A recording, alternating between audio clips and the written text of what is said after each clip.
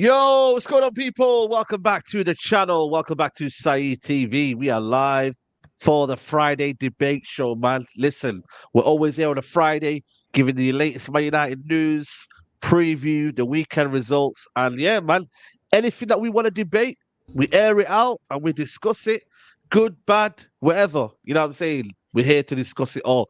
We got in the building, Temmie. Temmie's in the building. What are you saying, Temmie? What is good, people? What is good, people? Make sure to hit that like button for my guy.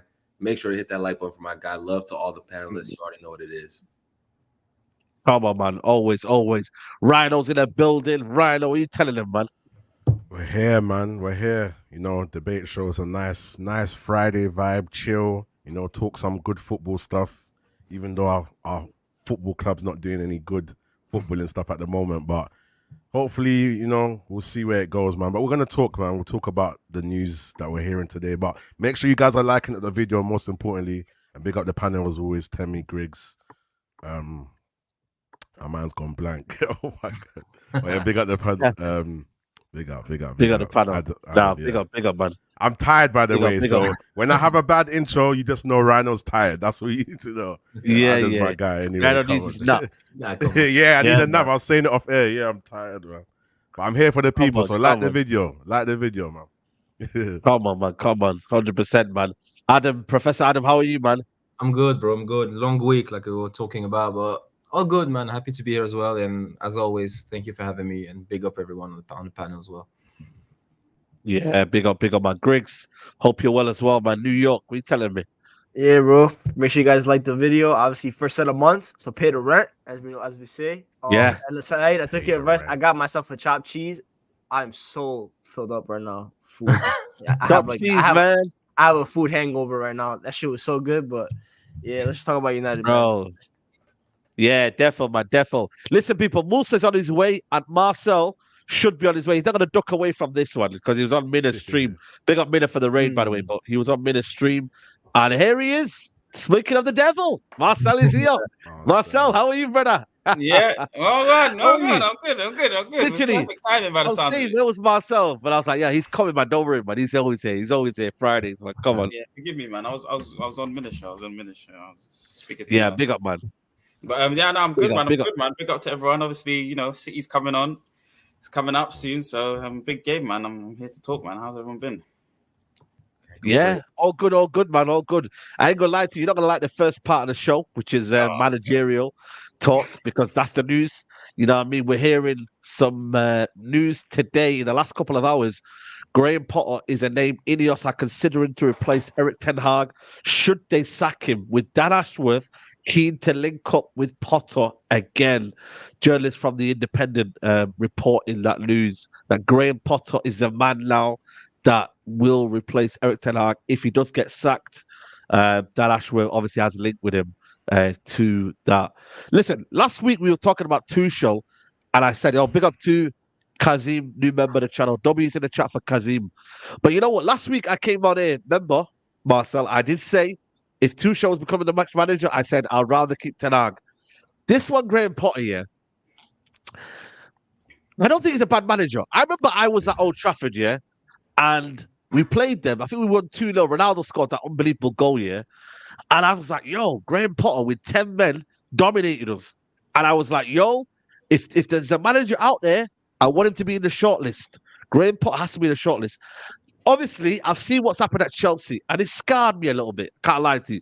What happened over there was mad. He got a team that was struggling, and he had big trouble over there. But my concerns are more, can he handle the pressure rather than his actual capabilities as a football manager? You know what I mean? I think as a manager, as a coach, I think he can do the job. But the problem is, though, when you're a manager of Man United, it's not only just about tactically are you great, but can you handle the pressure? Do you believe you're Man United manager? Are you going to come in and waffle about, I haven't got players here? Are you going to come in and make excuses? Are you going to come here and say, I'm not playing the style of play that you originally was known for? If you can do all of them and become the manager you are, then I think you've got a chance here. But there's always that question mark. I think a lot of people have disrespected Potter just because of his time against Chelsea. I think he's a good manager, but yeah, the floor is yours, guys. We can debate this. Graham Potter. Anybody against Graham Potter, though? Anybody totally against him? Okay, tell me you start. Shit, okay. Start off you tell me, then Rhino, and then we get the in between. Yeah, no, absolutely not. No way, no how. I do not want Graham Potter at Manchester United. And like you said, I think the biggest part about this is personality. You know, I don't think do I think Ten Hag needs to leave right now? Yes, but I don't think he's a bad tactician. I just think he's the weight of Manchester United's being Manchester United's manager is too heavy for 99.9% of managers. Whether you're a good manager, a tactician, whatever the case may be, Graham Potter does not have a personality. He is bland. He is boring. When things are going to go wrong, he doesn't have the personality to handle big characters. He doesn't have like even at Chelsea when he was there. I don't think there was a ton of huge characters in the room, but he just doesn't have it. I'm sorry, he doesn't have the energy. Was that not Poison Chalice though? Was that not the club more so than the actual him? Do you not think it was more the club as well? We're still owned by the Glazers, right? Don't forget that. I don't care if Ineos is here. Whatever the Glazers are still here. Fair. The Glazers. You need a personality. You need a guy who can galvanize the team. Graham Potter is an excellent tactician. I'm not arguing that. There's no arguing that. But even as time as Brighton, his style of play at Brighton, yes, they popped the ball around, you know, but it was a lot of 1-0s, 0-0s. You know, it was. I don't want to say Van Gaal 2.0, but Van Gaal 2.0. I think fans would grow tired of him very, very quickly, bro. Like, again, this is not a Graham Potter is a bad manager. It's more about the personality of the man himself. He's not a big character. You need Manchester United's manager to be the biggest character in the room at all times, right? I think that's one of Ten Hag's issues right now. He came in with the gravitas, you know what I'm saying? He came with the gravitas, but the job is overwhelming him. It just is. I think I think I have more of a soft spot for Ten Hag than a majority of the panel here, but I can just tell the weight of the man, the weight of the job is just overwhelming him. It's just overwhelming him. You know what I'm saying? And I think it would be the same for Graham Potter. Like, we do not need that type of personality at Manchester United. That's my worry. Yeah. That's where I think, you know, he is. It's that fear of, does the job swallow him up? Pause, but does it kind of like, you know what I mean? Like, does it kind of like, yo, like man got a shave. Man got a different barber. He went different barbers because he got too much. How has this job been overwhelming for him, for Ten Hag? How is this job? How is it swallowing him up? I can't. Marcel, you being serious with that question? Yes, right. Genuinely. All right, cool. Let me answer after. I'm gonna answer after Temi. I want to say something. Let me and Marcel have a conversation because Marcel, I don't know, but I have been very, very pro Ten Hag for more than anybody on this panel outside of you, right? But there comes a moment where you watch these press conferences, right? The guy is waffling. Let's keep it a buck. Let's keep it a buck. When he enters these press conferences, for me, when a Man United manager enters press conferences and things aren't lining up from what he's saying, he keeps on saying, "Oh, we're performing well." We're not performing well, bro. I don't care. Like, we're not performing well. Like, and he's saying we're performing well. You can just tell that this is too much for him right now. And he's not, in my opinion, he's not a bad manager. I think he's a good manager, just not at the right club for him. You see what I'm saying? Right. But you can tell by the way he has been talking. And I've stopped watching press conferences personally because every time I hear him talk, it gets to a point where it's like, bro, I want to back you, but every time I hear you speak, it's overwhelming me, bro. It's waffling. He's just, every time he speaks, bro, it's like, he said we had a good performance against Fulham. He really said that. Like, he said that out of his mouth, like, we perform well. I'm like, are you kidding? And he keeps on saying this. He's concussed, like, man. He's concussed. Remember, word to Musa, he's concussed. You know what I mean? He's not concussed. He's not concussed, guys. He's not concussed. And he's not waffling. He's not concussed. And he's not waffling. How about that? And what it is that in the press conferences, he's talking about the story of the 90-minute game, and he's normally talking about areas of where the domination happens for his team, and that's what he means when he's saying he's playing well. He's saying that in that period of the game, and he's been doing a lot of the times listing out how many minutes we've played well for. 60 minutes, 30 minutes, 20 minutes we played well here, 20 minutes we had the game here.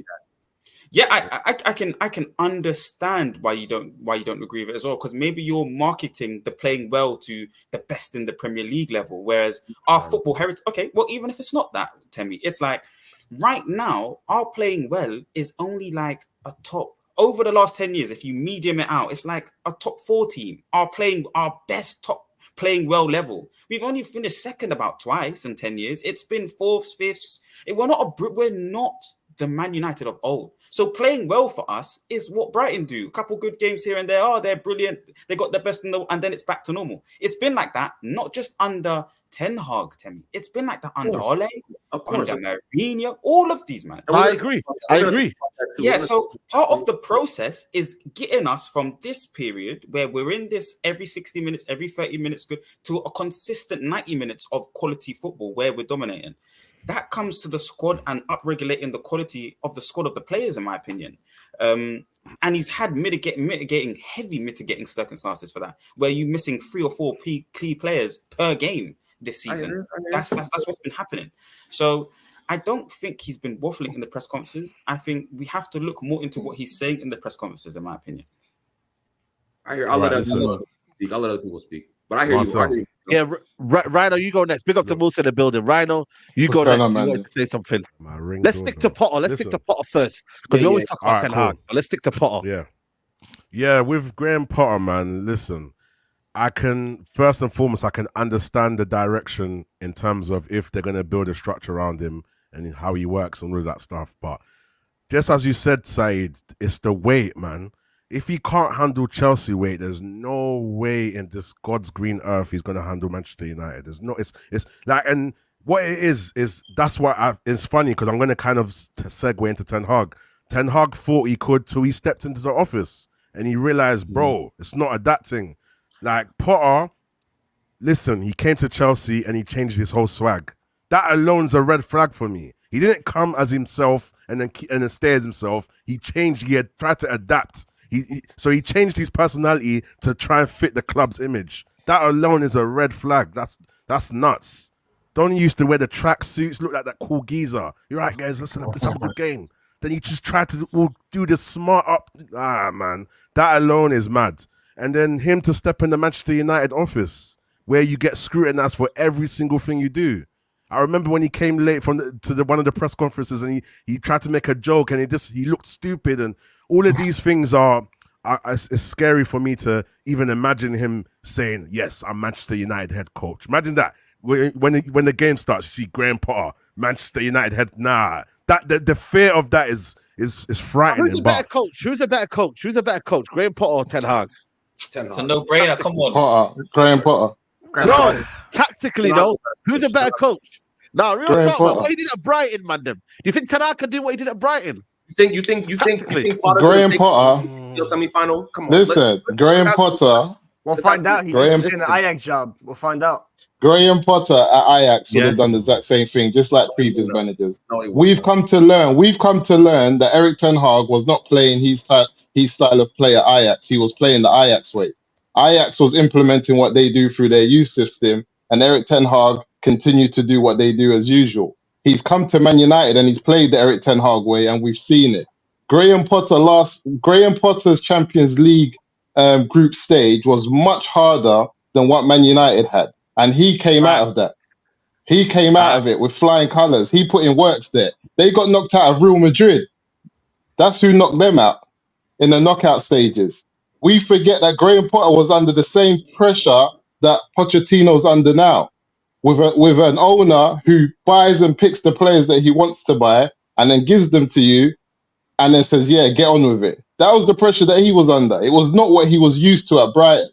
This is the same Graham Potter that came to Old Trafford and I think slapped us 4-1 or 4-2. I heard someone say that he was winning 1-0.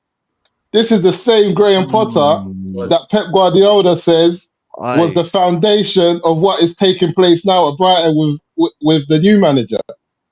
What we're saying here is that we have an ownership who trust in what Graham Potter can do, not to win us the Premier League, not to win it for us, but to be able to take us continuously into the top 4 and set a precedence that our next man. There's a lot of managers out there who need a Graham Potter to step in before they do. There's a lot of good managers, but if you bring them into a Man United now, because we thought Ten Hag would be that guy, but clearly he's not that guy.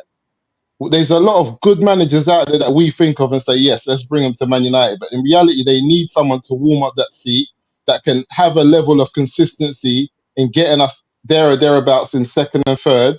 Not that we just, punch above our weights one season and we finish second or we finish third and we're nowhere to be seen, but continuously building up towards it. Similar for me to like what Arteta's doing at Arsenal. Arteta might not be the guy that wins them the Premier League title.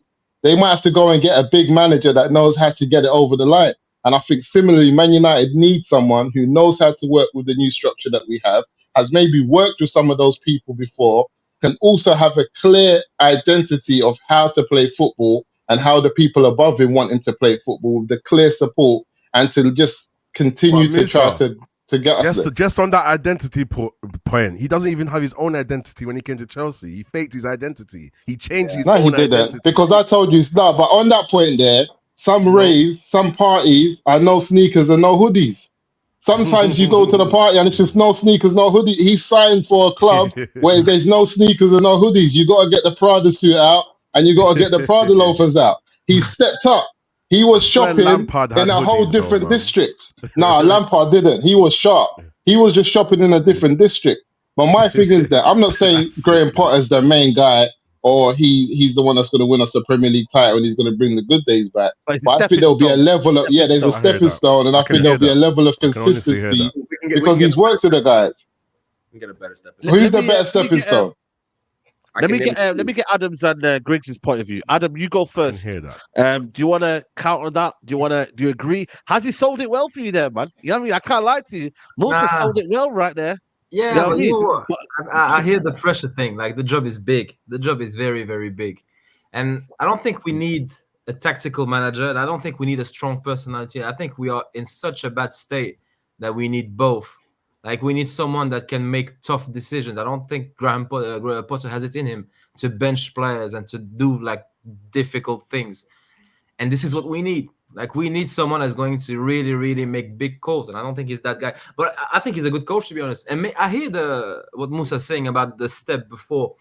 And if we were a good team, I'd say, you know what, fine, it makes sense. Maybe he's not the guy to win it, but if we had a good setup already, a set of players that we know isn't shocking or disgraceful as the bunch we have at the moment.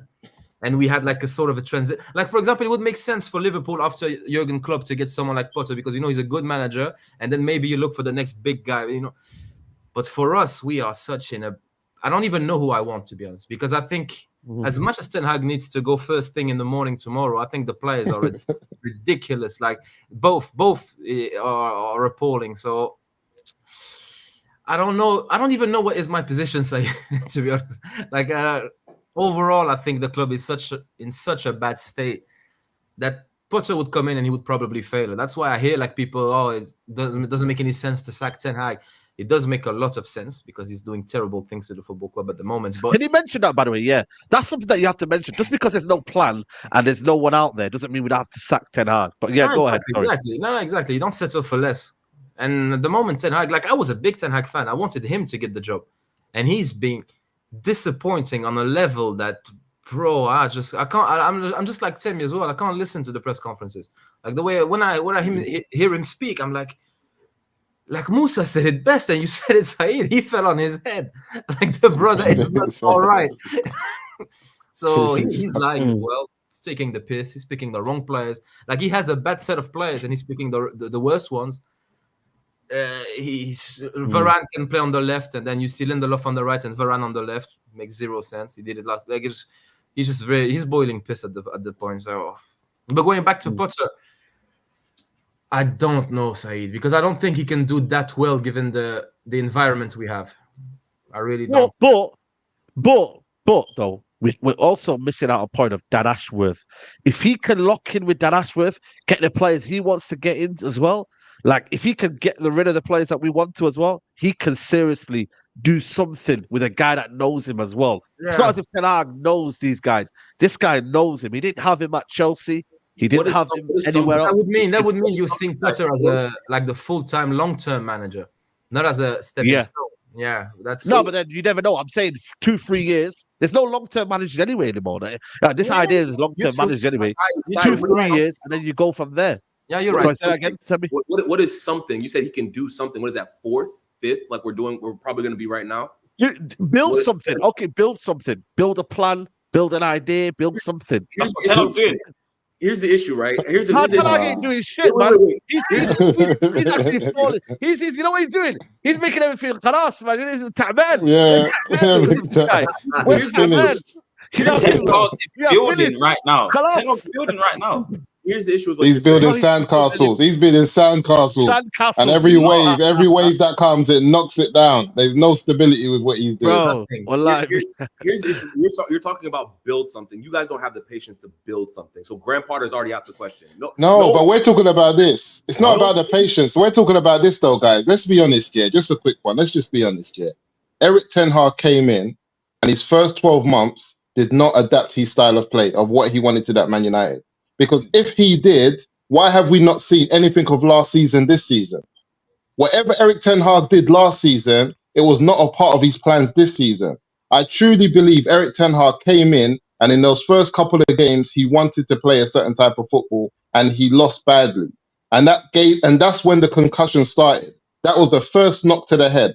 And after that, he changed his way and how he wanted to play. He then went on to get to 2 cup finals, and also finish in the Champions League position. And then he thought, hold on, it's not that difficult here. Maybe I can implement how I want to play. So he started off this season and how he should have started off last season. What Erik ten Hag failed to understand was we would have had more patience with him in his first year trying to implement a style of play, winning and losing games, than coming and trying to do it 12 months after. Because now we've seen something. We've seen you go to 2 cup finals and finish in the top 3. So now we're asking you, you have to build on that. We're not going to give you that same time and opportunity. But he failed to understand that, and it's that he can just start off fresh this season, trying to implement a style he didn't implement last season, where he would have had more time and opportunity from the fan base. We're not going to accept anything less than last season. Erik ten Hag has not shown us that he wants to do anything like he did last season. He doesn't talk like he does last season in the press conference. He didn't talk like that in pre-season. He hasn't approached the games how he did. He's not even making the same in-game changes and tactical changes as he did last season. Exactly. It's a shadow of the man. So when people talk about the Erik ten Hag of Ajax, I just want the Erik ten Hag of last season. Exactly. That's all we was asking him for. Exactly. And you know what, Musa? He's trying to please the fans and the media in a way that is very, very disappointing. Like McTominay captain at Anfield. Like you're doing this why? Because you want to gain cheap sympathy. That's not on. Like you're signing your 80 million Anthony and then never playing him because the people don't want him. Fair enough. But why did you buy him in the first place? Stick to your thing or piss off. Nah, he's losing. Marcel, before you go, Marcel, I want to bring in Griggs. Before I bring in Griggs, big up to Paul. Thank you for the super chat. Rather than paying tens of millions for players, just go for Klopp or Pep, say 50 million side plus bad man wages. The system needs distribution change. Everyone had a price. Trust me. Yeah, that's true as well. No, I agree with that. But then again, like I said to you, you'd rather go pay top dollar for a manager as well, because then you're building something. Now with Dan Ashworth, you need to pay that money. Pay whatever it's going to cost, because then we're going to save costs later on. But Griggs, chat to me. What are you thinking of just in general, Potter, and tactically, from a tactical point of view, is he a better coach than Ten Hag? I think tactically he's better. I'm not gonna lie. I think he even showed it like from the beginning of his time in Sweden. He took like a second division team in Sweden to the quarterfinal Europa League within like 2 years. What he did at Swansea with Brighton. That Brighton team was relegation fodder when he took it over. Their best player was Glenn Murray. Yeah. He took them within a year or two. He had him fighting for the top half. That's impressive. But I do agree. I do think I'm a fan of second chances. I think every manager that maybe fell at a big club for the first time deserves a second chance. But I think it's too quick to go from the Chelsea to the United job within the span of a year. Like right now, I'm hearing he's interested in the Ajax job. Go take that job. Help rebuild Ajax, who are struggling right now. And if you can make them the champions again in a league that PSV have gotten much better. That league is dead, man. That league's dead, man. But show that. But I hear him, though. Show that you haven't lost your touch from the Chelsea. Oh, okay. Like revolutionize yourself a little bit. Show what you've learned from the mistakes, because taking that Ajax team and fixing them, because they're not in a good place right now. They're in Conference League and stuff like that. And PSV and Feyenoord have gotten a lot better since Ten Hag has left the league. Go there, win the league with that Ajax team, and then I'm gonna look at you like, okay, fair enough. But I do think he's a better coach than Ten Hag. But I've also started grouping the managers in categories. I think for me, Potter is with Ruben Amorim. Like it's a high risk, kind of like Ten Hag PTSD that those managers could give me, but it could end up breaking out. Then you have the Nagelsmann and the Zerbi, which I think are a little bit less of a risk. Like the potential could be really high with them. I think they're two of the best candidates that you could go get. I think the Zerbi's in the title, so I'm sure we're going to talk about the Zerbi too. But yeah, like Ragnick recommended Nagelsmann. The Zerbi, I think, is going to be an Omar. I think Omar Barada is going to push the Zerbi's name the most. Yeah, I think that's going to be the main candidate. Yeah. Also, I think, who has the biggest say, Omar Barada or Dan Ashworth? Omar Barada. Who has the biggest say? Yeah. I think Barada. Sir Jim has the biggest say. I think Sir Jim's going to have the biggest say. Sir Jim, of course. Yeah. I'm saying in terms of football operations. Who would they inclined to kind of take on? He's the CEO. And I think Barada's got more of a CV behind him, so he'll have that automatic respect. Yeah. I think it will depend on the decision the club wants to take. Do they want to go for like more gig and press, or they want to go in more in a different direction? And then they will have to pick one that fits the most. Yeah. Yeah. Marcel, you come back into this because you wanted to debunk a lot of myths that go around that Ten Hag is washed. Go on. Musa was articulating the first part of the season and Ten Hag's changes from his style of football at the beginning. The first few games, he had the first few games, then he converts his style. And you said that was the first concussion. It derived from him realizing that these players weren't good enough. The same process that every single manager from previous tenure, Mourinho, Ole, all of them, the interims, they've all some point realized that the players are not good enough. And then the fans all realized that the players are not good enough to even implement their arbitrary type styles of football. But what I mean in terms of implementing it, Musa, is winning Premier Leagues and Champions League. That's always the caliber that I'm going to talk about it in terms of implementing it. We've never had a manager for these last 10 years that have been able to implement it at a Premier League, Champions League winning level, any of their styles of football. So Ten Hag comes to this kind of realization after a few games, like you said, and then he plays basically the Ole ball, but with his passing triangles in there to a degree. And then we had a goal against Arsenal where we go from back to front. We've dominated in a few games. Xavi says, Manchester United Football Club are back, which, by the way, if we stay with Ten Hag, we will be back. But he's in a teething period, which you failed to mention, to be honest with you, Musa. So then we come to the second half of the season, where he implements his style of football, the 3-1-6, which he's kind of reverted from and changed it about a little bit. And he's kind of gone back to Ole football now, because the point that you forgot to mention, though, Musa, is the injuries. And I don't know why you don't want to respect them, but they're very, very... I want you to go and look at them, Musa. You have to look at them, please. It's because we're not looking at them intimately enough. It's 3 or 4 footballers are not available for selection per game. And a lot of the time, Musa, it's his purchases. Højlund purchased injured. Amrabat purchased injured. Onana's been injured this season, Musa. Martinez was purchased injured. He was injured. He didn't start his first games. So the point I'm trying to make is he hasn't even had these players available to select upon, Musa. So how are you able to... He's had Martinez for 10 games. Can I just... He had Martinez for 10 games. No, hold on a minute. In them 10 games, I think he won 5 and he was still in the 4 losses we had this season. So when I say context here, he has still been in bad games where tactically he started. Brighton we started the season. We started the season with a back 4 of Onana, Luke Shaw, Varane, Martinez, if I'm correct, and Wan-Bissaka. And that's when we were... No, but we still look shaky and we still look shocking. And my thing is with this as well, everything Marcel said, I agree with everything. But my point is this, and I think a lot of people have said this: Erik ten Hag is not the worst coach out there. We're not saying he's the worst coach. What I'm saying is that he's put himself in a situation where he hasn't afforded himself the time from the Man United fans because he jumped ship too early in his first season. Yeah. I think had he done this in his first season, let me give an example. If Manchester United did not go, if we didn't finish in 2 cup finals last season and we finished 5th, but this man implemented his style that we could see was progressive, we would have had faith going into the second season. We would have been saying that Erik ten Hag is going to be doing much better because we can see a style. The problem Erik ten Hag has done is that he's let his first season just be about the end goal rather than the process. Just getting through it. He's made his first season, get through it, and he wanted the outcome more than he wanted the process. And now this season, when we saw as a fan base who's seen the outcome, he's trying to make it more about the process than the outcome. That's back to front, and that's the issue he's having. So now Marcel is asking us to give him another year of his process. But we're just saying as a fan base, look, he might go to another club and just in his first season implement what he's always wanted to implement and not waste his time.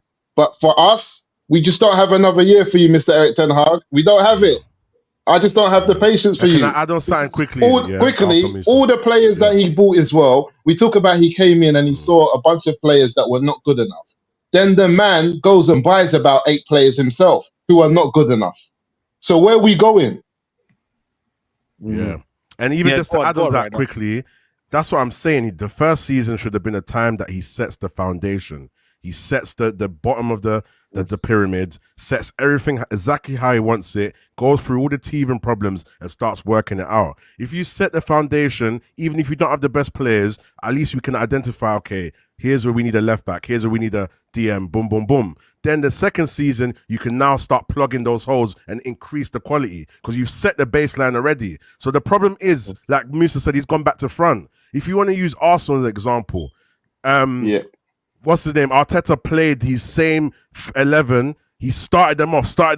He grew with them, basically. Yeah, he had a few years, but he started it off. Then we identified his first 11. Then he started to try and plug the holes after. The Partey's, the Rices, and all of that. Ten Hag was just freestyling it. Then second season, he now said, okay, you know what? Let me implement my style. And the problem is now, the reason why he's now kind of gone even more backwards is because he didn't set his foundation. Now when he's buying players, it's like he's just freestyling. He doesn't know. He hasn't set a level, a base. It's not even that right now. Do you know what it is right now? Because of the first season and going against his original plans, it also threw him off to the point that he thought that buying a player like Mason Mount will be ideal. That was on the basis of the football you played last year. But that's not the football that you really want to play going forward.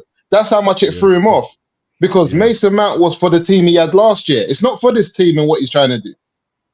Oh my God. I feel like we're overcomplicating it. All this about last year, this year. How about just this? His style's not good enough for Man United, and it's not good enough to win a Premier League in the future. It's as simple as that. You can give him another 3 years with this style. You can give him another 400, 500 mil. He's not going to build a style that's suited to win the Premier League because we're playing a system that has no pressing, that's very disjointed. Our center backs are now, Michael, do you know what? But we saw it last year. We saw some good stuff last year. We did see some. Do you know what I think? Personally, Mandem, though? I think, yeah. Go on, Michael. Sorry, go on. Yeah. Even last year's football, that was meant to be the short-term football. That was meant to be like damage limitation football, which he did. And then this year, you started to talk about transitional team.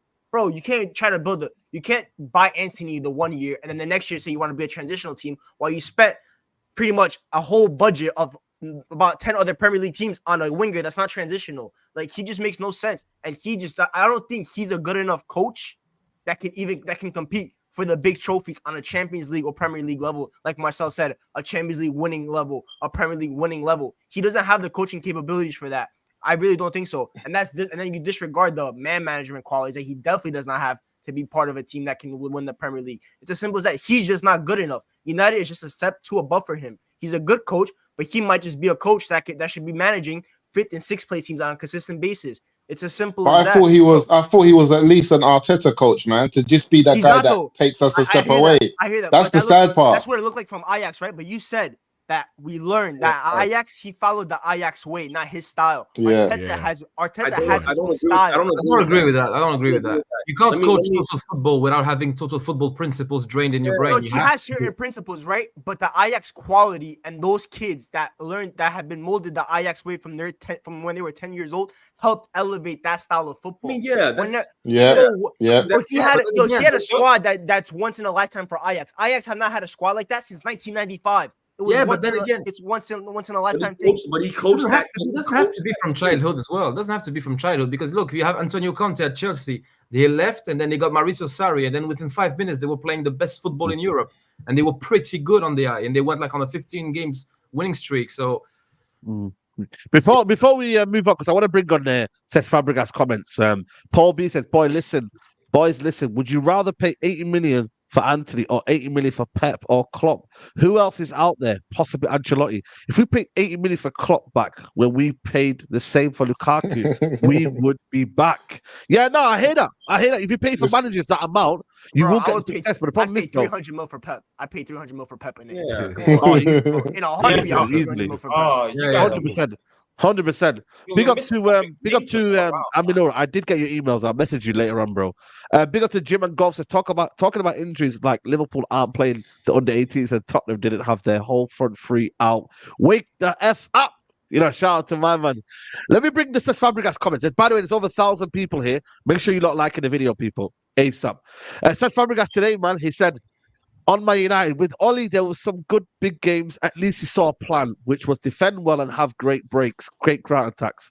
This is exactly what Man United don't have at the moment. With them, I don't have the perception that they're a solid team at the moment. The counters Fulham did to them, it makes the alarm bells go. This shows something is lacking. Damn, Marcel. Let Marcel explain why Fabregas is wrong and why you believe there is a plan with Ten Hag. Go ahead, Marcel. Let everyone come. So what I'm reading there is Fabregas talking about a plan in terms of compactness. There's no desire or. Now, where's that word there? Where's that word compactness in that script? Where's that word? Where's that word? Where's that word, Marcel?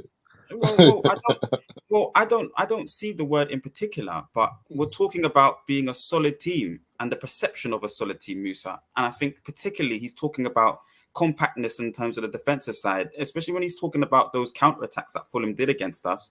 Specifically, it's the defensive side of the game.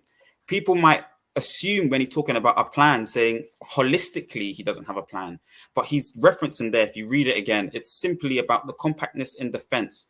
He's saying that's an issue. Now that's a broad statement. It's a broad statement, Marcel. And he references Ollie. He references Ollie as well. Hold on. It's not even just a broad statement. Let him land. It's more of a thing of it's the next stage of our evolution within the process of the team. The team needs to get better at its compactness on the defensive side of the game. We're too open. It's what you guys have all mentioned. It's what Carragher showed a little bit of.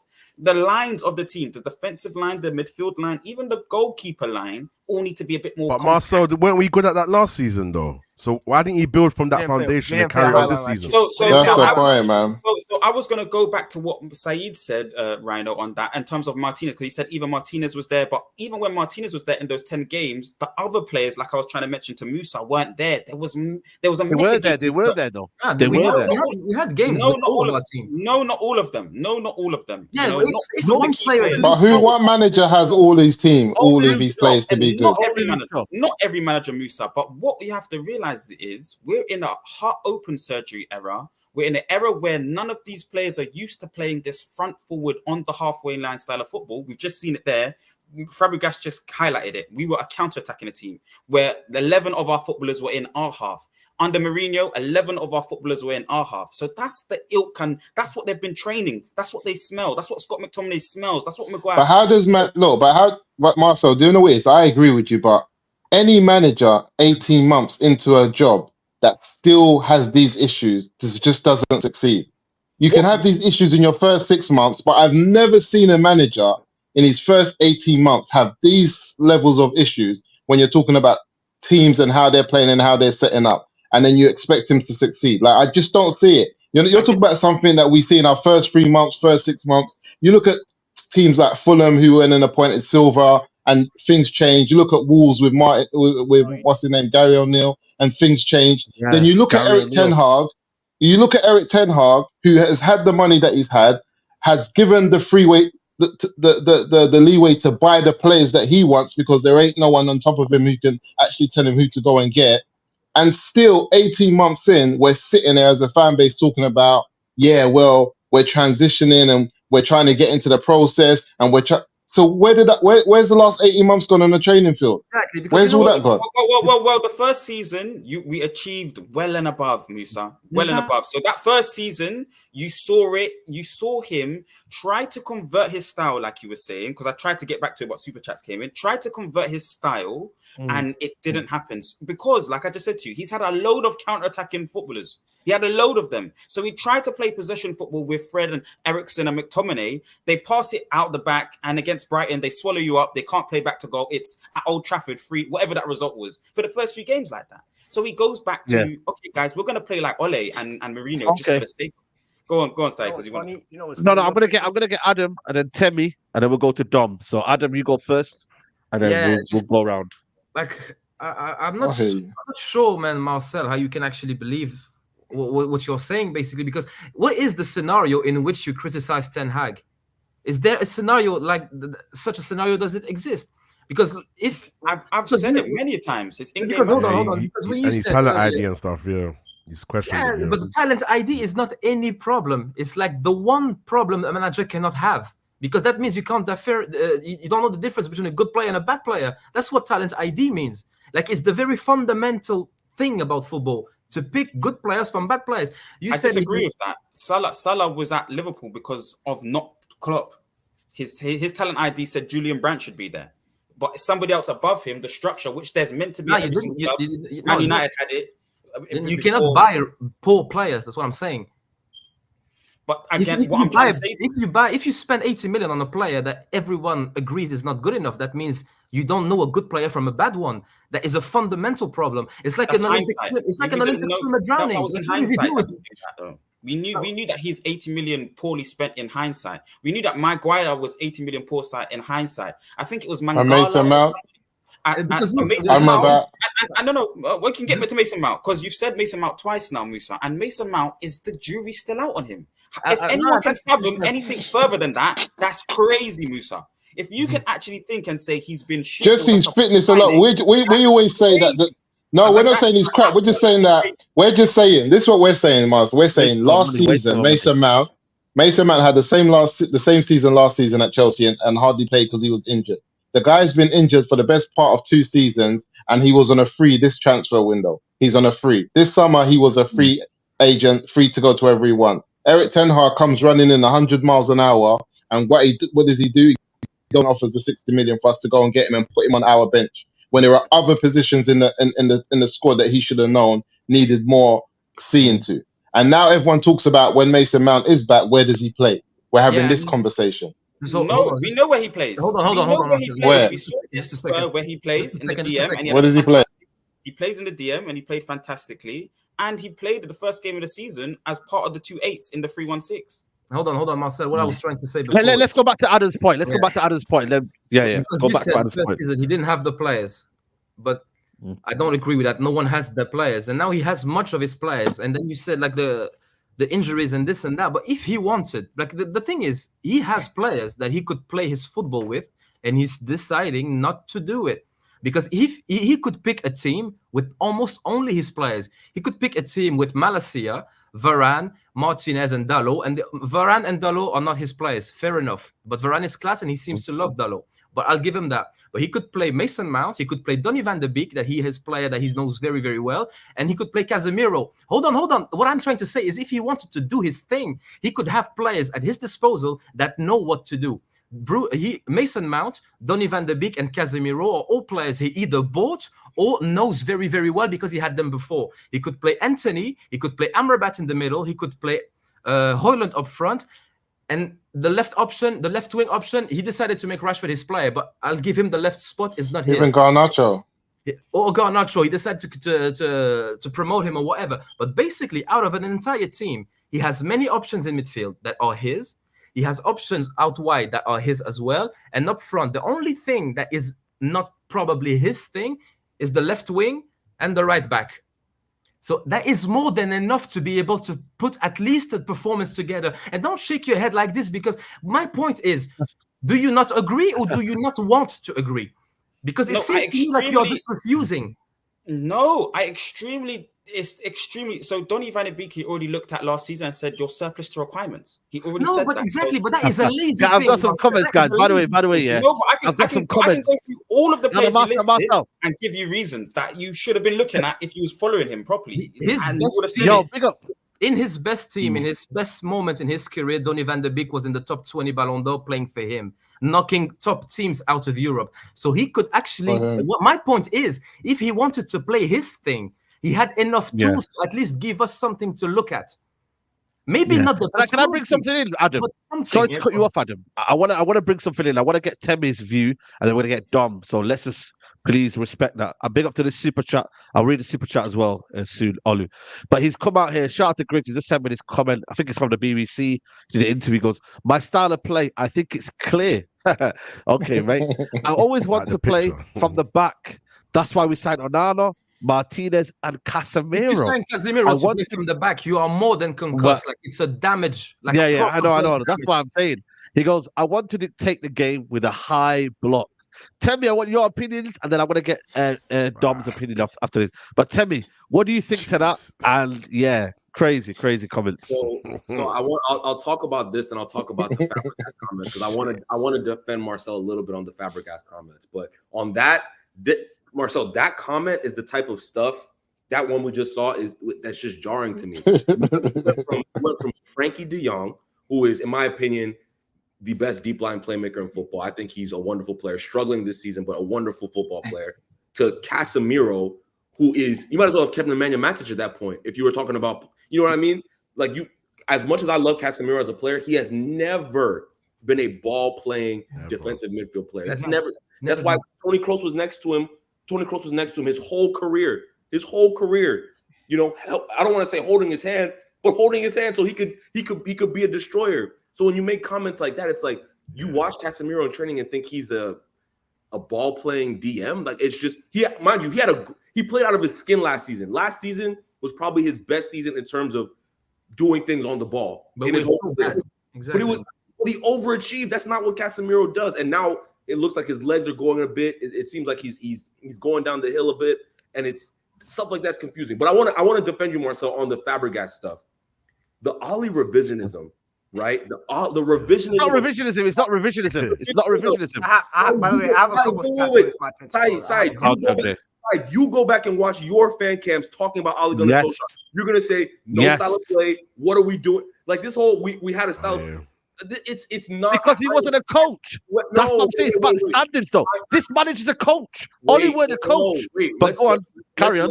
Let's land on Fabregas. Let's stick to what Fabregas said that we were defending. Okay. We held 6 to Spurs. We held 5 to Liverpool, 4 to Liverpool. I was at Old Trafford when we lost 2-0 to City, and we didn't touch the ball. We didn't touch the ball. Like this revision of that Oli was some tactician or he had some style of play. No, he didn't.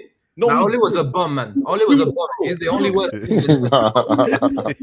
were beating. I said he was a bum. We went to penalties with Rochdale. We were 1-1. I think was against Astana. We barely beat Astana in the 80-something. Bro, this revisionism. So I hate. Listen, mind you, Ten Hag is. I agree that Ten Hag, what he's doing right now is suicidal. But City was the wrong team to pick, though. Oli had a good run against City. I'm giving you some examples. That's the point I'm trying to make. Some examples of him getting swamped by certain teams. This whole we defended well. No, bro. Oh, on City, we lost 3-0 in the first half to City one game. I think we came back and it was 3-1 in I think it was the FA Cup or the Carabao Cup. He said, "Oh, we won the second half." Bro, this Oli revisionism is sickening to me. It's we lost 6-3 to them last year. Like, bro, we lost 6-3 to them last year. What's the difference? The way that we tried to play, attacking against them. The point I'm trying to make. What did that do for you? Guys, cook, bro. The point is not as we mean to go on. The point I'm trying to make to you is that this revisionism of there's some people say I'd rather have Oli than Ten Hag is nonsense. But I think you're missing the point with that one there. We're not saying it, but I think you're missing the point. If someone had a bad day at work and then walks into a new day and says, "I wish I can go back to that bad day," it just tells you how bad we are now. When people talk about Oli and stuff like, it just shows you the dire states that we're in with Eric Ten Hag. I just feel like it's easy to I think Eric Ten Hag for me has been overhyped. Because if we look at his CV, what is the man done for us to talk about he might be able to pull it off next year? We need to give him more money. Let's just look at I get if he was fighting. I get if this was Ancelotti that came in and had a bad second season and the fan base was onto him and people were trying to back him. What is Eric Ten Hag done in his footballing career that makes us as a fan base want to defend him like this? Let me bring in Dom. No, hold on a minute. I want to respect what I said. I'm gonna bring in Dom. Before I bring in Dom, big up to Olu says, what happens if Ineos give him five quality players for next season? If he has injuries next season, do we give him another year? Another season to trust. Okay. Big up to Sugar says, unless you have a new Salah in the wings, mention such players is irrelevant. Says that one. Ollie, we'll do discuss that. We kind of have discussed it and whatnot, but we'll discuss it as well. But Dom, chat to us about the situation. I don't know if you hear the Fabregas comments and whatnot, and just in general, the style of play now and what we've been debating. Talk to us. What have you been seeing, hearing? Yeah, come on. Well, boys, first of all, hello to everyone. Rhino, the best voice on YouTube, without a shadow of a doubt. You need to get some money. Come on. You need to get some money for that, man. You can't be giving your voice out for free, bro. Tell me never ages.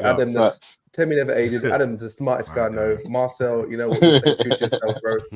Michael, man, you know what you're talking about overseas. And Musa, mate, look, come on. You're Musa, bro. I got you, man. So, look, boys, I'll be honest with you. I can't believe this has finally happened, man. But I'm going to tell you guys a little story. Go ahead, bro. Ah, Jesus have mercy. So there's a guy, right? He came from some place, wherever it is, and he had a plan.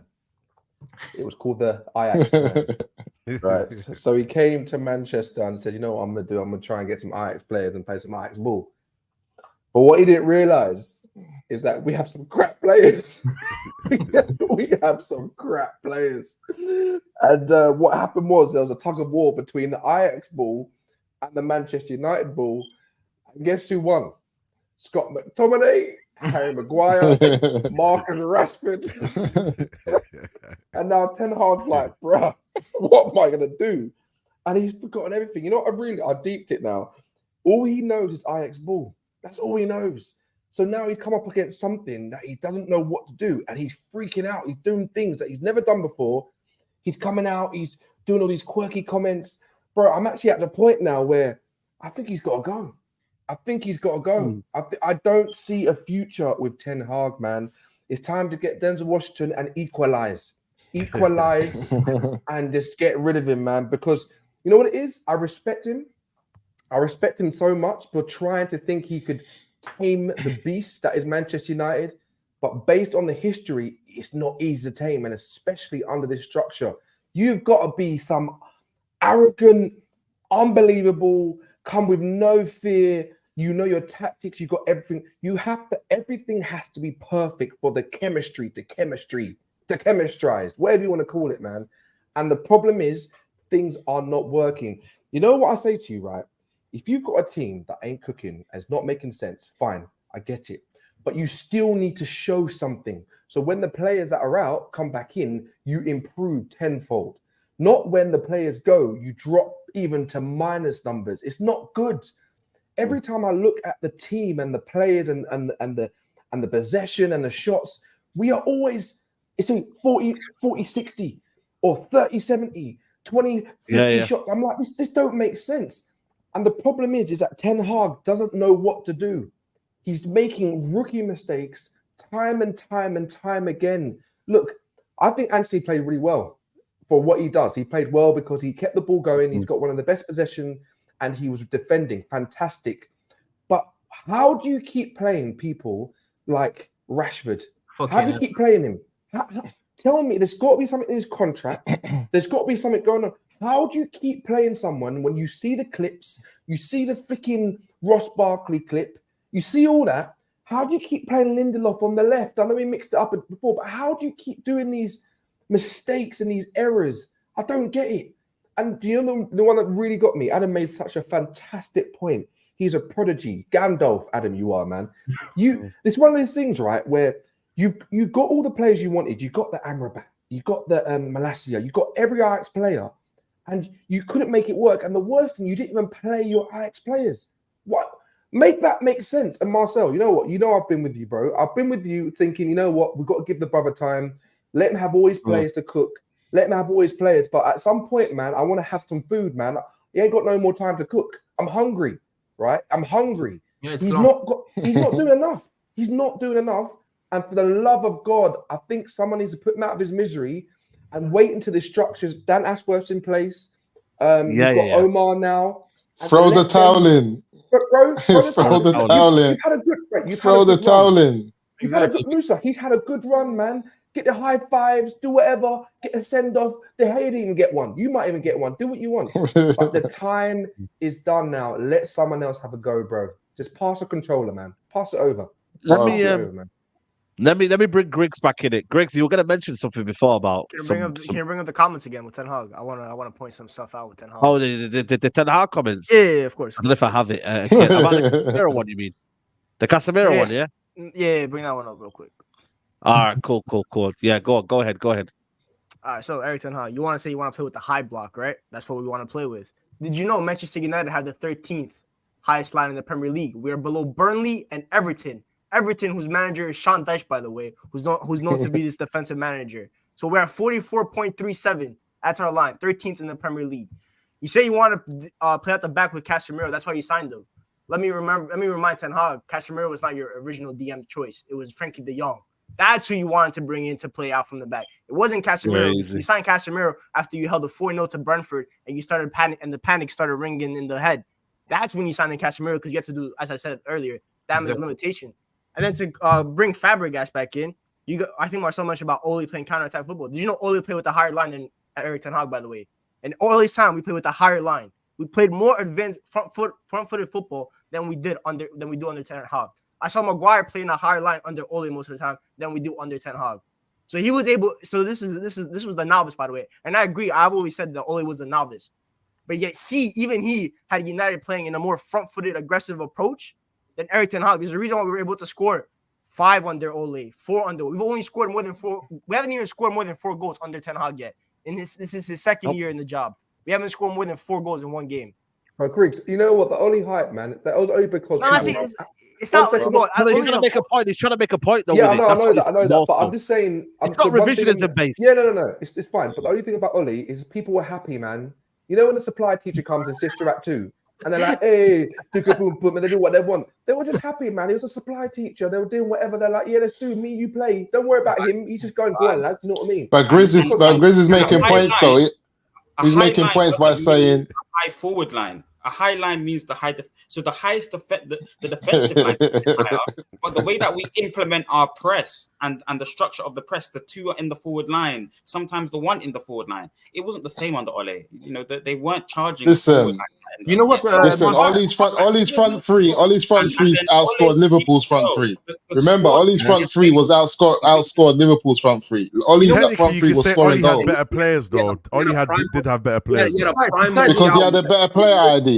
Yeah, you know what? But he didn't sign Mason Greenwood. He didn't sign Anthony Martial. He didn't sign Marcus Rashford. What do you mean he had a better player ID? But he kept them. He kept them though. But by keeping these players, Martial is injured. Mason Greenwood is. You know what Mason Greenwood is, and Marcus Rashford has had his best season under Ten Hag. Eric Ten Hag has had. Okay, so Eric Ten. Let's not do this. Yeah, better players. Exactly. He went and bought Mason Mount. Come on. He's been injured. Why are we doing this again? No, but I said that's who he went and bought. No, but I said that's who he went and bought. That's who he went and bought. He's injured. So what happens if he buys him and he bangs out next season? Guess what? But he didn't bang out at Chelsea. He didn't bang out at Chelsea. On what basis? Let me hear. Well, he's injured. Let me hear Temi. At Chelsea. Let me hear Temi. Musa, he's scored goals in cups in Champions League. But last season he didn't do anything because he was injured. This season he can't do anything because he's injured. But next season, Musa, we might be laughing saying, "Oh shit, Mason Mount's the guy," because he's had 10 games, he's had 20 games. No, you're talking about Mason Mount, man. You're not talking about Ronaldinho, bro. Man's talking about like Ronaldinho. I'm telling you. No, because let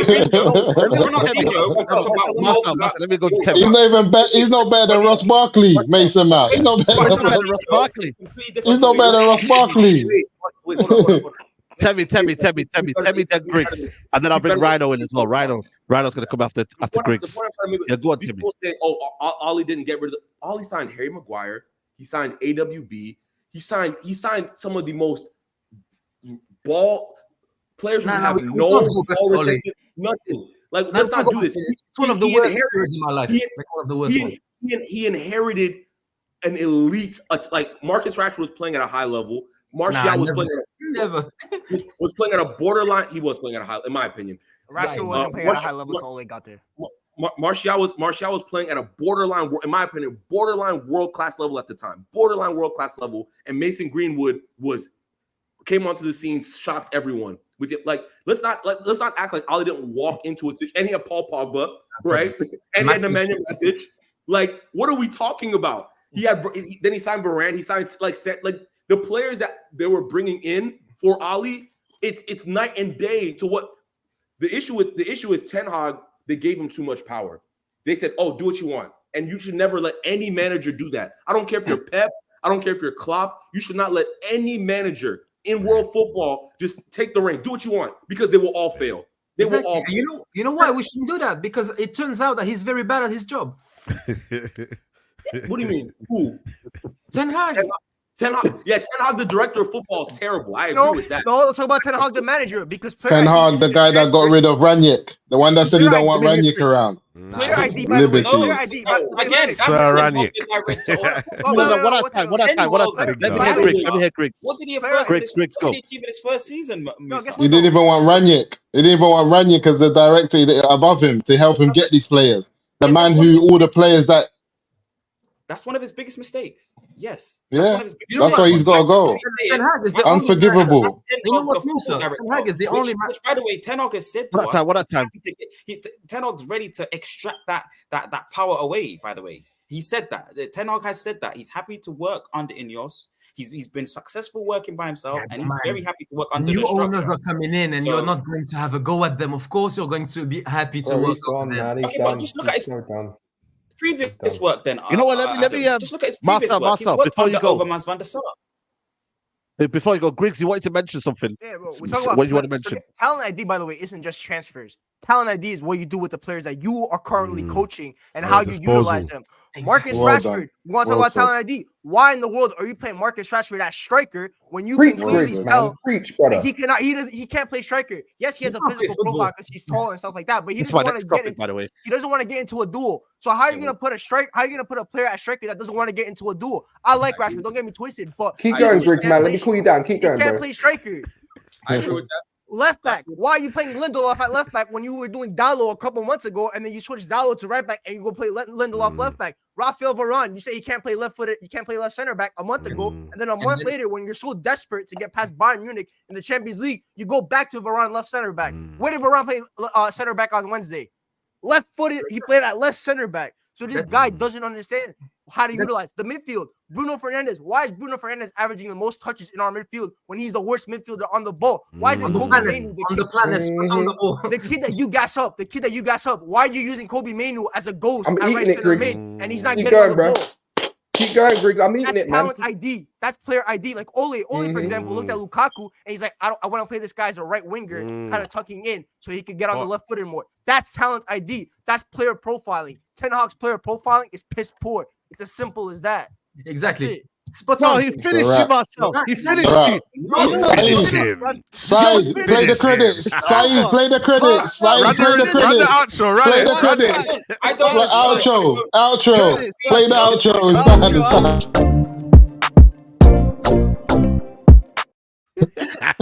No, I don't feed into backup dancer hype. No. All right, I let him land. No, you got a right to respond. You got a right to respond. Dancer hype or big whatever hoo-has. No. So talent ID for me. Talent ID for me. Talent ID isn't subjective. No, let him land. No. Adam, come on, we gotta let him land. Let him land. But you know what, Saeed? Next time when I'm starting to speak, I want to land as well because I need someone to defend me around here. Yeah, absolutely. When you say something as well, let him land. So yeah, Marcel and Adam. Sorry, Marcel. Yeah. So talent ID for me is basically being able to look for the players and being able to see what a top quality player is. I think you kind of blurred talent ID and player profiles together, which is a situation there. You talked about the predicament that he had with Lindelof, playing Lindelof at left back a couple of times and switching the low to and switching the two players over, which is a situation. Can we look at the squads and the predicament that he had in those fixtures? Because these are specific things that you're talking about. So I need specific data in front of me. So this is just hoo-has that everyone else is doing, dancing around what they're saying. And then let me finish. And then with the Varane situation, it's very particular as well. He said that he wanted a left centre back, but what happened with the squad selection and what was happening with the squad at the time? Because at the back four, it's been the most barren back four situation that we've had in record on season ever. So he's always had to change it. Why does Bruno always have the ball? Well, who's better at Bruno in the club? This shit club in terms of squad, this shit squad. Who's better than Bruno on the ball? Hold on, including myself. Let him finish. Let him learn. So who's better than Bruno on the ball in regards to what you were saying, Griggs? Because that's more important for me. When they look back, because everyone, you're saying these key things, but we're not really thinking about what you said there. What was he in the DM? I clearly know what I said. No problem. Was he in the DM when when you're saying he gets the ball all the time, and who else can have this?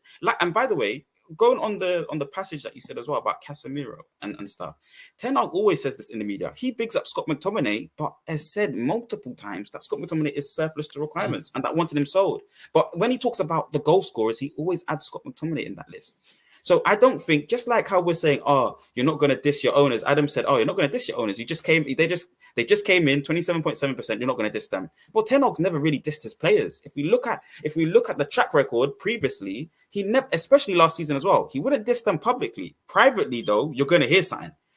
But publicly, he never really dissed them like that. The Sancho situation, for me, if someone's going to say, he never dissed Sancho like that. It wasn't a diss. Let's get real. And talk. And Musa, you're laughing, but think about the era that you know back in the day. If a footballer was to reply in the manner of Sancho, what?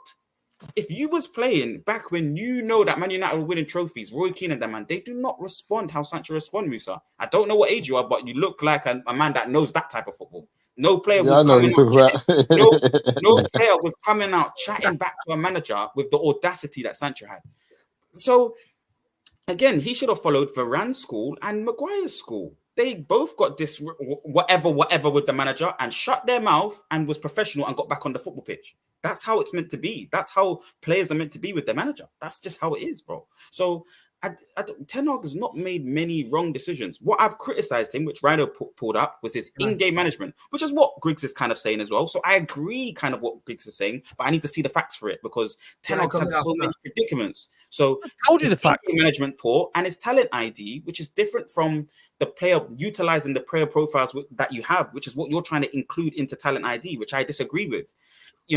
That they go together. When you idea talent, you're also profiling the kind of player that he is. Facts. Say that again. Talent idea and player profiling go together because when you idea talent, when you look at a talent, you're also profiling the kind of player they are and what are their strengths and weaknesses. They hand in hand. Yeah. But when we're talking about talent ID in terms of selecting a player for a squad outside of the football club, that's where it's poor. Why you're trying to compare, talent ID with players within the squad or player profiles as well, I don't understand that. And I think that's what you tried to do there. If you didn't do that and you was talking about the talent ID of the players outside that he's purchased into the football club, I agree with you wholeheartedly. I've said that's an issue. Can I come in? One thing, because you could also talk about when he came into the squad, there were a lot of players that he didn't buy. So that's the ID, their talent, and what kind of players they are. That also counts. Say that again, please. The players that when he came into the team, there were a lot of players that he didn't buy. They're new players to him, so he has to ID their talent and see what kind of players they are that can fit into his. So you're talking about Delo that he signed on. You're talking about Rashford to a degree and Bruno. Every single player. When he came in, they're new players to him. He's never coached them before, other than he inherits them. So you have to ID their talent. Yeah. Let's land it because we need to land this. So it's the part of the process is whittling out that talent ID. Then and that's what you call it. I agree. Right. So he's been let down by the structure by not Maguire. He wanted gone. Scott he wanted gone. He still had to deal with them in the second season. So he had a degree of talent ID or understanding in the first season. It was clear to see then. But that's not why I would call it talent ID. I call it player profiles for his system. The player profiles at the club for his system, the 25-man squad 15, 20 of them are not good enough. That's clear. Adam then tell me. But Adam, you go ahead first. Yeah, I'd like to come in there because it doesn't make sense to me, to be honest. Because first thing is when you talk about the talent ID, like I would still defend this manager if the result of the season were the same, but he was making the right decisions and picking the right players to stay true to himself. Yeah. That's one thing. And it took me a long time to say, yo, this guy, he needs to go, because I didn't want him to go, because I understand the toxic environment in which he works. I hear it. But at the moment, this guy is making decisions that if we had City structure, I would want him gone within the hour. It's terrible. And one thing, he has a squad that he could get much more out of. And when you're trying to build a team, you build from the ground up. You don't start with the roof. So that means you need solid foundations and you need predictability. You don't need extravagant stuff. You need predictability. And how do you get to because you're talking about process. So process means you have a direction, like you have an ideal to which you're aiming. And if you have an ideal and a spot in which you're aiming, that means you need to have the right foundation to start with, because otherwise it's just randomness. So if you're trying to build a team, you cannot build a team around players that are so unpredictable that it's around basically at luck level. That's the players we are building around. Because if you have someone like Bruno who can give you something extraordinary on one day, but 7 times, 8 times out of 10, he's shocking. You cannot have, because look, I'm still at school and I'm in the science fields, and there is this thing that we call margin of error. And when you're accumulating data, or if you're like accumulating questionnaires and stuff, those margins of error for each instrument, they tend to add up. And for players, it's the same thing. You have 11 players on the pitch. Every single player has a margin of error. Yeah. And those margins of error, they tend to accumulate to a point, even if they are good, it's just too random. This is why City have the players they have and they play the way they have, because the margin for error for Rodri, De Bruyne, Silva, it's so little that you have so much. It's so much easier for you to predict the trajectory of everything you're trying to build. To give you an example, Marcel and everyone there, the margin of error I'm referring to, for example, you have a good idea of what you're going to do tomorrow because it's easy for you to plan. But something tomorrow could happen that could change your life. But the margin for that to happen is relatively small because you know what's going to happen. But something could happen, an email, a car crash, for example, something could happen that could change. But you cannot predict with accuracy what you're going to do in 3 months because the margin of error for tomorrow and the day after and the day after and the week after, they tend to accumulate. So from now on, it's difficult to predict what happens in a year, but pretty fairly consistent to predict what's going to happen tomorrow.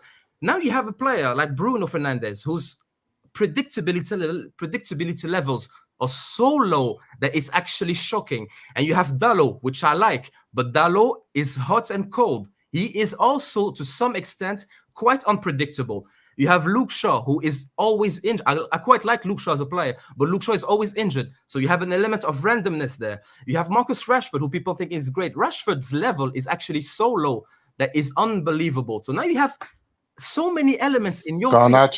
Garnacho is very he's young. Yeah. He's very unpredictable. If you're trying to build from the back with Casemiro, all of a sudden a player that is actually quite steady becomes very unreliable and unpredictable. And what happens when you have a team is the whole is bigger than the sum of its parts. So you don't have 11 when you add 11 players. You have something that is bigger than 11. And when you have players that are so terrible and so unpredictable that when you end up at the end of the day, you don't end up with 11 players. You end up with something lower than that. So this is my problem with the manager. He is building on the wrong foundation. He's building stuff on quicksand. It can't happen. It can't happen. Yeah, facts. And to back you up, Adam, quickly. I don't get to back up Adam. Go on. No. But I just go to back up Adam quickly. To back up Adam quickly, though, this is why I said that when Rashford was with predictable Greenwood and predictable Martial, he was able to flourish more because you can only have 1 or 2 of those players. You can't have 5 of them in one team. Exactly. And that's the problem. You just can't do it. And at this point, Erik Ten Hag has got like at least 5 of them. And I put Anthony in there as well. That's another one for him. Another one. Eriksen, McTominay, all of them are unpredictable. And you know what? We need more players that, quote unquote, do nothing. We need more players like Matic, more players like Donny van de Beek, more players like Amrabat, more players Sancho. Sancho, because when you have predictability and you have a platform and then you have players that have a very small margin of error, you can now actually start to plan, to predict, and now you can make passes, and now you open the space. So people criticize Sancho and Anthony for not taking their man on, but the environment to create space, to dribble past, is not there. So it's Adam, a good thing that they're actually not trying to dribble. That's a very good point, Adam, because if you think about it, Ten Hag's all about predictability. That's his philosophy. He wants to have to play, if he could, he'll play the same 11 every single week. Exactly. But the problem is we need to have predictable players with a couple of unpredictable players just to have that extra Mando sauce. Yeah, but not too many. Not too many. We got Garnacho is fine if we've got players who can keep the ball, and Garnacho can just do it a little bit, do something out of the ordinary, fantastic, get off the pitch, sub, nice. But we're playing Rashford, Garnacho, everyone's playing for themselves. And this is why it will never work for Ten Hag right now, because he doesn't know what he's really doing. He doesn't know what he's doing anymore. He's trying to keep up with a moving car that's going 100 miles per hour, and the brother doesn't know where he's coming or going. This will not work out. I promise you, it will not work out. But that's why it keeps on going back that it's the players. The reason it's the players is because Erik Ten Hag is picking a group of players who are unpredictable and giving them instructions that one game they're able to pull it off, the next game they're not, and there's too many of them on the pitch. And then people say it's the players, but it's the managers who's picking the players who are unpredictable and playing them. When you got players like Ahmed, who's a predictable player, when you've got other players like that, like we said, Sancho, who could have stayed, who's a predictable player, Donny van de Beek, Eriksen, so many players, Casemiro, Kobe Mainoo, they're all predictable players. And this is where people say, oh, well, you got to have, no, because when we look at Ronaldo and Messi, they're predictable. But because they're so good at what they do, you can't stop it. It's like Iron Robin. Everyone knows he's cutting in, but you try to stop it. Exactly. Before we move on, because I want to move on from this subject here. Big up to everyone who's locked in. Lily 1.3k in the building. Big up to Aslan says Spurs had 24 shots and 60% possession when they knocked out the amazing Ajax team. The next season, Chelsea hit them with 23 shots, but they play ball. Right, let's move on to the Rashford situation. Obviously, he's spoken. And listen, we've got a lot to discuss on this one. If I goes here, I promise you, the world has not seen the best of the United squad and these players. We want to be in the Champions League. We will be back where we belong. If you back me, good. If you doubt me, even better. Rhino, you start for this one, and then we'll get Dom and Tem after that. Go on. You know what I'm just starting to think now? Yeah, Ten Hag starts talking about the vision is clear. Bruno's apparently got 20/20 vision. Has some of these men been brainwashed? I think, yeah. Now I'm actually kind of being serious. Has Ten Hag brainwashed everyone to make them believe something that they're not? And then when they get on the pitch, that reality just hits them. Because at this point, I just don't know what to think. And I'm shocked. I'm actually startled right now. You know what it is? I love Rashford, innit? Like, Rashford, when he's on top of his game, he's a great player, you know? If we that last season when he scored that crazy goal against Arsenal, when we were away at the Emirates and he silenced the crowd, it felt so sweet. You know, I want to see more of that, but all this talking, all of this statement FC thing, I just can't do it, Rashford. Just show up on the pitch. That's all we ask you to do. You're getting paid 350 raccoons, bro. You're getting this moolah. You're getting this, that, whatever you want to call money. You know, when you call money different things, it sounds so sweet. You're living that life. You've got the lifestyle. You've got the image. You've got the brand. Just kick the football. You can do it, bro. But you want to talk about this, all of this stuff. How are we meant to believe in you if you're not showing us, bro? Like, when you're walking, your body language just looks weak. You just look like you're not in it. You look like you don't even love football anymore, my brother. So where are we supposed to have belief in you? We don't care about words. Ten Hag told us errors come to an end. And clearly, maybe it's his error. So why do we care about words now? We don't care. We just want to see you bag. We want to see you bag against City. We want to see you be bagging in these games. You should be up there with Haaland. How's Haaland scoring more goals than you, bro? You are somebody that sets an example for this club. You are the person that's been there from an academy. From what? From early ages of his teenage years. So why are you not showing this? Why are you not setting a level of precedence for Garnacho, for Haaland, for flipping Ahmad, for all these players to look up to you? You are meant to be Manchester United star boy. You feel me? So that's my problem. We know the talent's in there somewhere, but he's just not showing. Even if So bad. It's not the best talent that we need. We know he's not a really bad footballer. On his day, he does amazing things. He can strike a ball and whatever. But we know it's not consistent. But my problem is, I'm just tired of the statements, FC. I'm tired of us, you guys don't believe in me. Show us on the blood clot pitch, please. That's all we care about. Man's not bashing you. Like, we're not knocking you down because we just want to get at you and we hate you. We want to uplift you. We want to see it because we know you can do it. But so all of these statements and all of that, it's really annoying for me. And I just feel like these people need to be, and someone made a good point when I was on Flawless's show earlier. This guy's been in this team for how many years? Do you know how many? Yeah, big up Rand. Do you know how many years and how many players he's seen gone past? And how many players he's kicked a ball with on the pitch? Do you know how many class players Rashford's played against? All the big PSG players and that. He's lived his life. So you, of all people, should know what it means to back your talk and just play on the pitch. But you just want to talk in the background on the stage. Like, come on, man. I'm not happy with this, bro. What are you disagreeing with that? I see you shaking your head. Yeah, I think like 95% of the fan base is looking at this so wrong to me. Go on, Timmy. Talk to me. I genuinely. So first of all, y'all. Okay. All of you on the panel know how I feel about Rashford. I personally don't think he's good enough to be a starter for Manchester United. Let's get that out the way. Yeah, genuinely, that's true. That's true. This specific incident, right? A majority of us are brothers on this panel, right?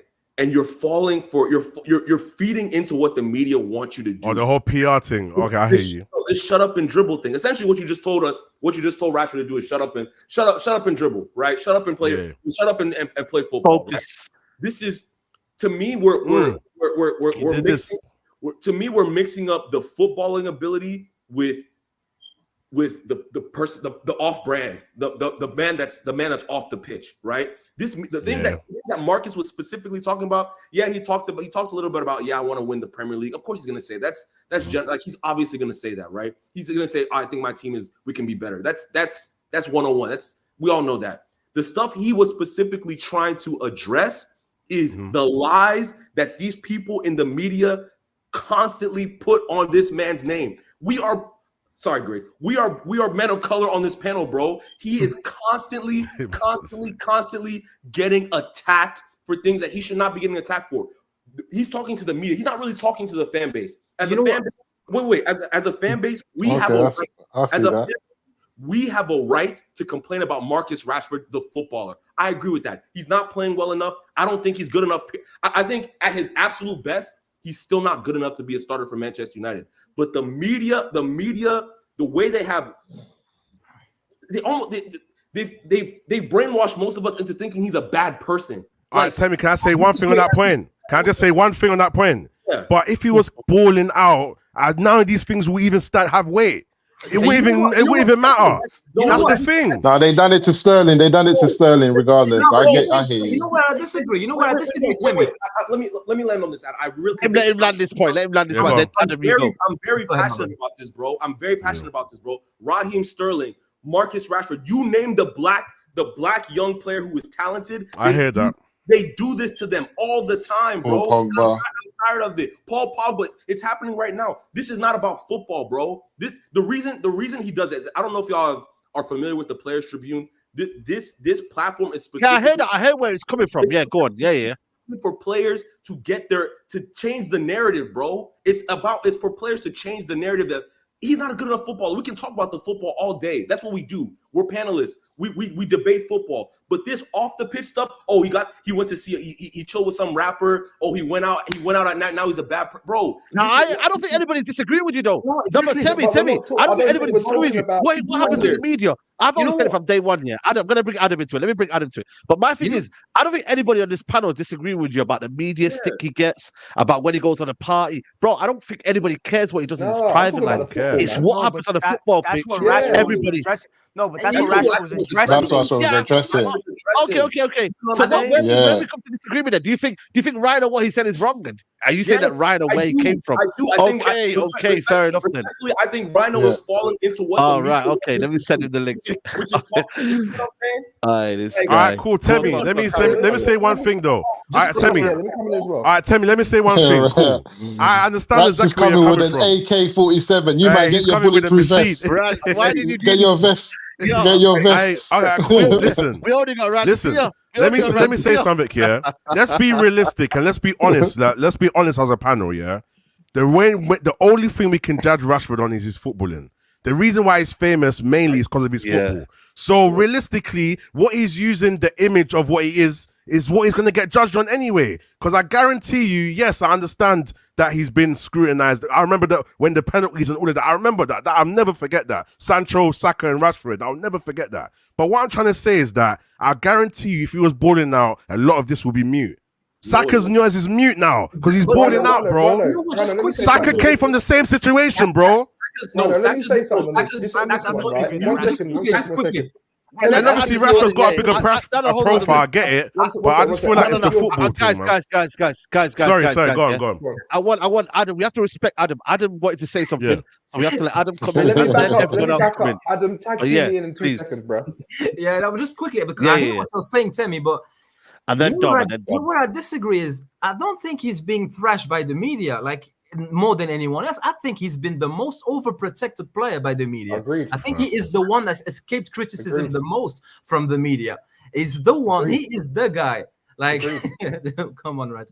But I think Rashford is the guy that has been the most protected ever by the media. He's been feeding them a lot of information. And for the first time, now he's having a go at them. And he is so dumb that he doesn't realize that the media put him there. So if he goes against them, they're going to take him out. Because the only reason that guy has a career is because of the media and because of this passport. Because Rashford is not a good footballer, and he did this. He's basically an industry plant. And they decided to make him the guy he is. Adam, tag me.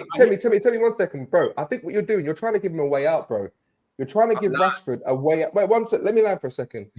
This is why Rashford did this interview. He's trying to talk to you, bro. He's got you, man. Deflecting. He's deflecting doing this the ball. With you, Temi. He's going talk, right? You're a puppet, right? Listen, right? He's got the needles and that, bro. You're conflating two things, Temi, man. You're conflating two things right now. You're talking about a black man having the struggles, which we all know about. We don't need to talk about that. This is a football channel, right? We're talking about him on the pitch. Right now, he is not running enough. He's not trying enough. He doesn't care, bro. We can't conflate the two things. Who gassed him to make bro, listen, I'll be real, yeah? You see what you're saying about it's not a black and this, that, and the other, bro? Listen, we can talk about that if it's the issue. That's not the issue with Rashford. It's not the issue with Rashford, bro. No. The issue with Rashford is, he's playing shit, bruv. Let's keep it up, man. You know what it was? No. The reason why man have to do this is because he's a bum. I've heard Sancho's, I've heard Pogba's. The differences with these guys, the media never raised them to the heights that they raised Rashford, bro. This guy, they were talking about Rashford breaking Rooney's record, this record, legend this. Bro, he's feeding kids. Oh, I just spoke to Barack Obama. I just spoke to the Prime Minister. Bro, they were loving this youth. He's got a mural, blood. So don't go on. He does. Them man weren't uplifting him. Rashford's not black, bruv. He's just Rashford. You gotta understand that he's got that. He's got that mank tax, bro. Exactly. You know what I'm saying? He's not even black. He's just Rashford. I'm not black. He's not even black. He's one of the good ones. He's one of the good ones, fam. You can't use. He's one of the good ones. That's crazy. Because, bro, you only realize you're black when you're playing shit. Because before, bro, you didn't have no. You know, like that. So we can't use the black. Him pose like Allen Iverson with the flowers. Thanks, bro. Because listen, the difference is Pogba came from Italy with Scudettos, with a Champions League final under his belt, won a World Cup, and still got cooked. What has Rashford done? Nothing. And they held Rashford higher than him, and they've cooked him more than Rashford. What Rashford's getting now, he's earned that, bruv. He's earned that. And the time they protected him, and finally, all that's happening is he's just getting no more protection. They're treating him like no. But guys, remember, we've all said that Rashford's not the worst type of player, and we've all said that he needs. What's that Dutch guy that we had last year that had him playing ball? No, the other guy, man. The number 10, we had him in a 10 position, the striker. Weghorst. So, yeah, he needs players who are not as scatty as him, players that are predictable. Every time Rashford has had predictable players, he has banged goals. And he can do his thing. Man, every time. So my thing is this, though. He's not playing well, though, because he's not good. I agree with you, but you can carry him because he's going to get you the goals if the rest of the team is doing their business. Like we saw with Greenwood, like what we saw when we had Martial. The problem I have is that we're getting managers who are saying Rashford's their main man, and then they're not facilitating for him by having ball-playing players around him. If you need Veghorst, you need to fuck off, man, because what's the standard is too. You need Greenwood. You need Greenwood and Martial. We're just saying you need like a Greenwood and Martial. Yeah, profile. Let Temi respond back, because obviously Rand said what he said. So Temi, you respond. I hear what Rance is saying in terms of like, I think the Manchester United machine of the PR. I hear that. I completely agree with that. I think the what Marcus was specifically talking about, you know what I'm saying, is this specific incident this year. We're not talking like they're not talking about football with him. They're not talking about football. They're talking about everything else. They're talking about him going out. They're talking about him chilling with the rapper. Bro, he's not good enough. Talk about him not being good enough. You see what I'm saying? I think he fooled you, Timmy. I think he fooled you, man. Nah, bro. I think that you've been zanged, bruv. I'll be real, bro. I'd be fooled if I thought he was a good footballer. That's nah, but bro, I'm being real, yeah. Listen, me. See, when it comes to this covert racism thing, bro. Listen, I call a spade a spade. Rashford don't deserve protection, bruv. Because at the end of the day, yeah, these men are treating him the way they're treating him because he's playing shit, bruv. The end. Because when he's playing well, listen, the thing is, in life, you have to take the rough with the smooth. You can't be out here when the media are holding you up here and love it, and as soon as they're criticizing you, all of a sudden you're a victim. You're not a victim, bro. You're not playing well, factually, yeah. Your body language on the pitch is horrible, factually. Man was out clubbing, yeah, got busted, missed this, factually. Like, bro, you're fucking up and you're taking no accountability. And all the people around you are yes men, bro. He needs to hold this, bro. I don't care what he's going on. I don't care what he's going through in his life, yeah. It's one of them ones where don't make excuses, bro. I'd rather my man came out and said, you know what? I'm not in a good place right now. I'm gonna get my shit together. But how you blaming the media? What, the same man that built you up, the brand that you've got? Exactly. Because you know what, Rance? The thing is with Rashford, the smoke he's getting at the moment is probably the only thing he deserved in the last 5 years. He did not deserve the number 10. He did not deserve to be a starter. He did not deserve to be an icon in the face of the world's biggest club. The only thing he's getting at the moment is the only deserved thing. Because if we are being honest, he'd be lucky to play in the championship. Because when we played against Newport, he didn't look out of place. And he looked like he was playing. He should have been playing for them. He's terrible. And we have developed this. But what he's getting isn't even that bad. It's not what part of the territory. It's not what Pogba got. It's not what Sancho gets. That's what I was going to bring up. Let me bring. Man followed Sancho all the way to Germany, yeah, to be posting fail comps, and man only played 15 minutes. And you know, like, bro, Rashford don't know what abuse is, bro. Really. And then we have Bruno. Let me. Adewale is gonna have his say in this one. Big Adewale said the way the media and United fans created this monster, so now we've got to live with it. Rashford was never good enough. But before, at least he was humble. Now he acts like shit don't stink. Belfast don't forget. Then he carries on saying, these men don't even know Rashford was black until he missed those penalties. Pogba and Martial got double the abuse Rashford has ever had. They never played as shit. And Jamaica said the way Marcel dissed De Gea, and De Gea won more trophies for Ten Hag than for United than Ten Hag. But he defends this fraud. You know what it is, though? I feel like ultimately the overriding question is that why did he have to put this interview out now? I feel like these players now, they know when to put these interviews out, you know? You know what it is? Before the derby as well, like, bro, look, like, go on, no, Saeed, the manager came out to defend Bruno as well the same day. It's almost like them man just corroborated the thing together. Yeah. Against City, bro. I don't hear nothing against City, bro. I swear down. Let me hear Griggs. Was there ever gonna be a good time for him to drop this? No, exactly. He should have kept it. He just never should have done it. He could have dropped it after the game, and it would have been bad. He could have dropped it in 2 months, and it still would have been bad. No matter what. Euros should have done it at the end of the season. After he come off a run of scoring in 3 games in a row or something. That's it. You know what? Yeah. Are you gonna post this now, bro? And the manager's coming out complaining about social media posts from Fulham. Is this what we are now? Yeah, that's mad. He's not Victims FC, man. Victims FC, man. If you look at Rashford, right, he's not developed.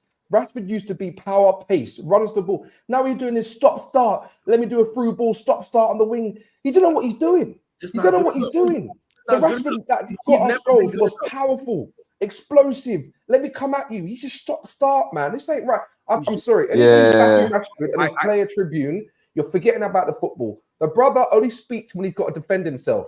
That's the only time he comes out, when he's got to defend himself. He writes a long letter on Twitter. Oh, hello, yours sincerely, Marcus Rashford. Get out of there, man. Go and play football. You see, brothers, everybody is just on the stream right now. You've seen when Rashford has playing happy. He's high-fiving. You see, he's pointing to his head, bro. He's got fantastic teeth, man. You see those pearly whites, man. He's walking around like this, like he's got a freaking sulking. I missed it. I'm sorry. Give me another chance. Give me a cross. Give me a cross. No, bro. Tell him, man, he's got the mentality, but what, bro? He's waffling, man. You got Bruno, who's supposed to be provided for big up Memphis these wild shots, man. Doing his first time balls before he's even seen if anybody's there. He ain't scanning. He ain't scanning. No, this is rubbish, man. Now you know what as well, Dom. You know what as well. I think the thing with Rashford, the thing with Rashford at the moment is a bit like Cristiano Ronaldo, man. He doesn't have one person in his environment that tells him the truth. He doesn't have one person close to him, a brother, a sister, a cousin that tells him how it is. Everyone is lying to him, and he believed the lie. Oh, yeah, Rand said that the other day. Yeah, bro, and I said it. Rand said it yesterday. Yeah. This brother, brother's talking about he's hungry and that, but he's playing silk pajama football, blood. You know, like that. Man saying, my mum couldn't afford food and that. Man's playing that silk pajama football, bro. This brother's like a trust fund. It's difficult, though. It's difficult. It's difficult, though, to speak to a man like him, because he would just say, give me my Rolex back. And it's Pete. He says, give me my Rolex back. And then you start shivering. You start saying, no, Marcus, you're the best. You're the best. You're the best. You're the best. Let me keep my watch. Let me hear Marcel, man. Marcel, you've been quiet, man. What's going on, Marcel? Speak up, man. What do you think of the Rashford situation? Well, I've said it. I've said it.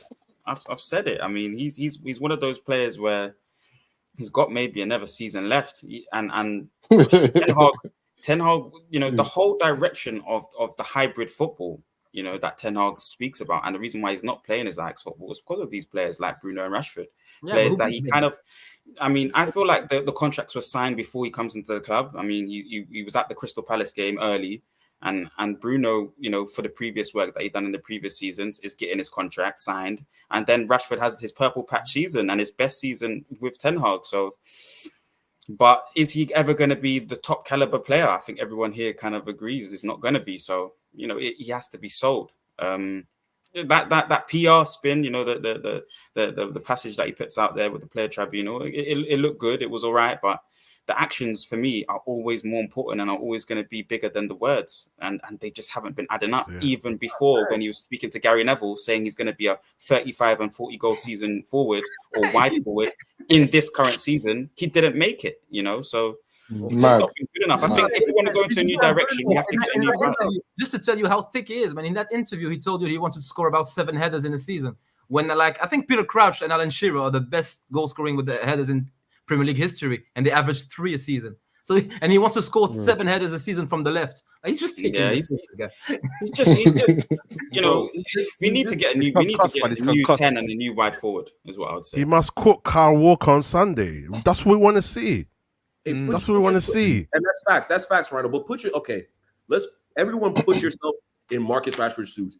Manchester United have dubbed him Star Boy. They've given him the reign since he was fucking 20, right? They put 350 bags a week in his pocket. What do you think is gonna happen to a player like that? Like, what do you think is gonna happen? PSG's probably that doesn't justify though. That doesn't justify though. What are you trying to say then? He's saying that. But he's sitting on tables like with LeBron James and them type of man. Work hard. Them man get the money and they go hard. Go hard then. 100%, because that man really come from the mud, fam. Go hard. That man really come from the mud. You know, like that.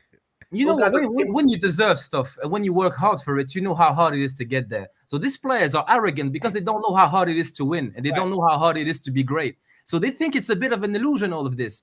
Because look at Djokovic. He's the best. And he knows how hard it is. He doesn't eat like bad food and junk food. He knows what it takes to be the best. That's why he is. And now we have players. They don't know what it is to win. That's why, like, you can't get rid of winners like Casemiro and Varane. You need to keep them because they know what it takes. And now we have a bunch of... You think players like Rooney and Cristiano Ronaldo would have had the careers they had if they didn't come in a team full of winners that knew what it took to be at the top level. They never would. They're great talents and they would have achieved great things. But to that level, that early, probably not.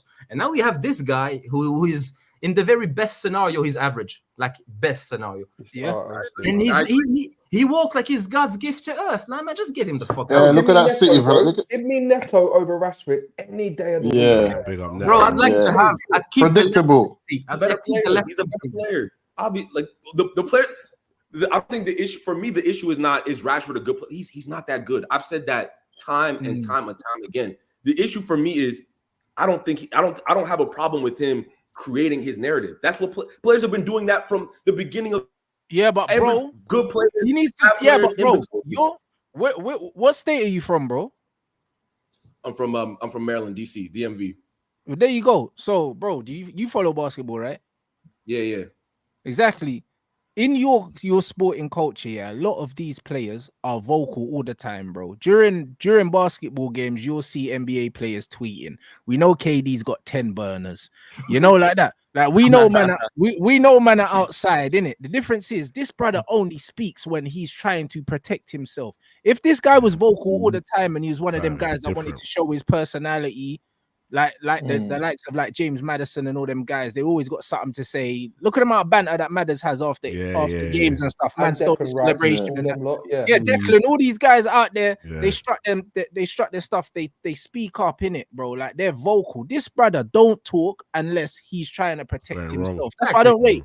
I like to see athletes express themselves on and off the pitch and be vocal and let us know who they are, bro, because they're humans. But my thing is, don't just come out of your hole, whenever it's like, all right, cool, I need to protect Brand Rashford. Allow it, bro. Because you don't need to be tweeting telling man you spoke to Boris Johnson. We don't care, bruv. You were doing that for your PR, bro. When everyone was praising you and ITV News was in your back garden, you wasn't talking about this victimization, blood. You wasn't talking about that. Why, specifically, the black man thing, I can't take that. You know what I'm saying? Because the thing is, they weren't treating him like a black man. They were treating him like a national treasure. And all of a sudden now, cool, he might be getting extra corn because he's black, but bro, he's getting the corn. I hear you. You know what? Performing. You know what I mean? You know we're going to get more corn than next man, but the point is, the corn wasn't forthcoming when you were performing, bro. And when you were behaving yourself. I've seen Rashford driving on the wrong side of the road.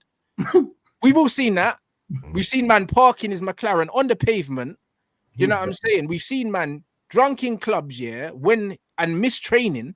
We've seen all of these things within a year. So clearly something's going on. Bro. Exactly. Him and his gal are doing like they broke up, they're back together, they broke up. Clearly, man's bro, the gal top. Remember that? Mind games. He's gonna be back. And then the man them around you aren't patterning you up. But the point we need him on Spray's podcast. We need him on Spray's podcast. We need Rashford on Spray's.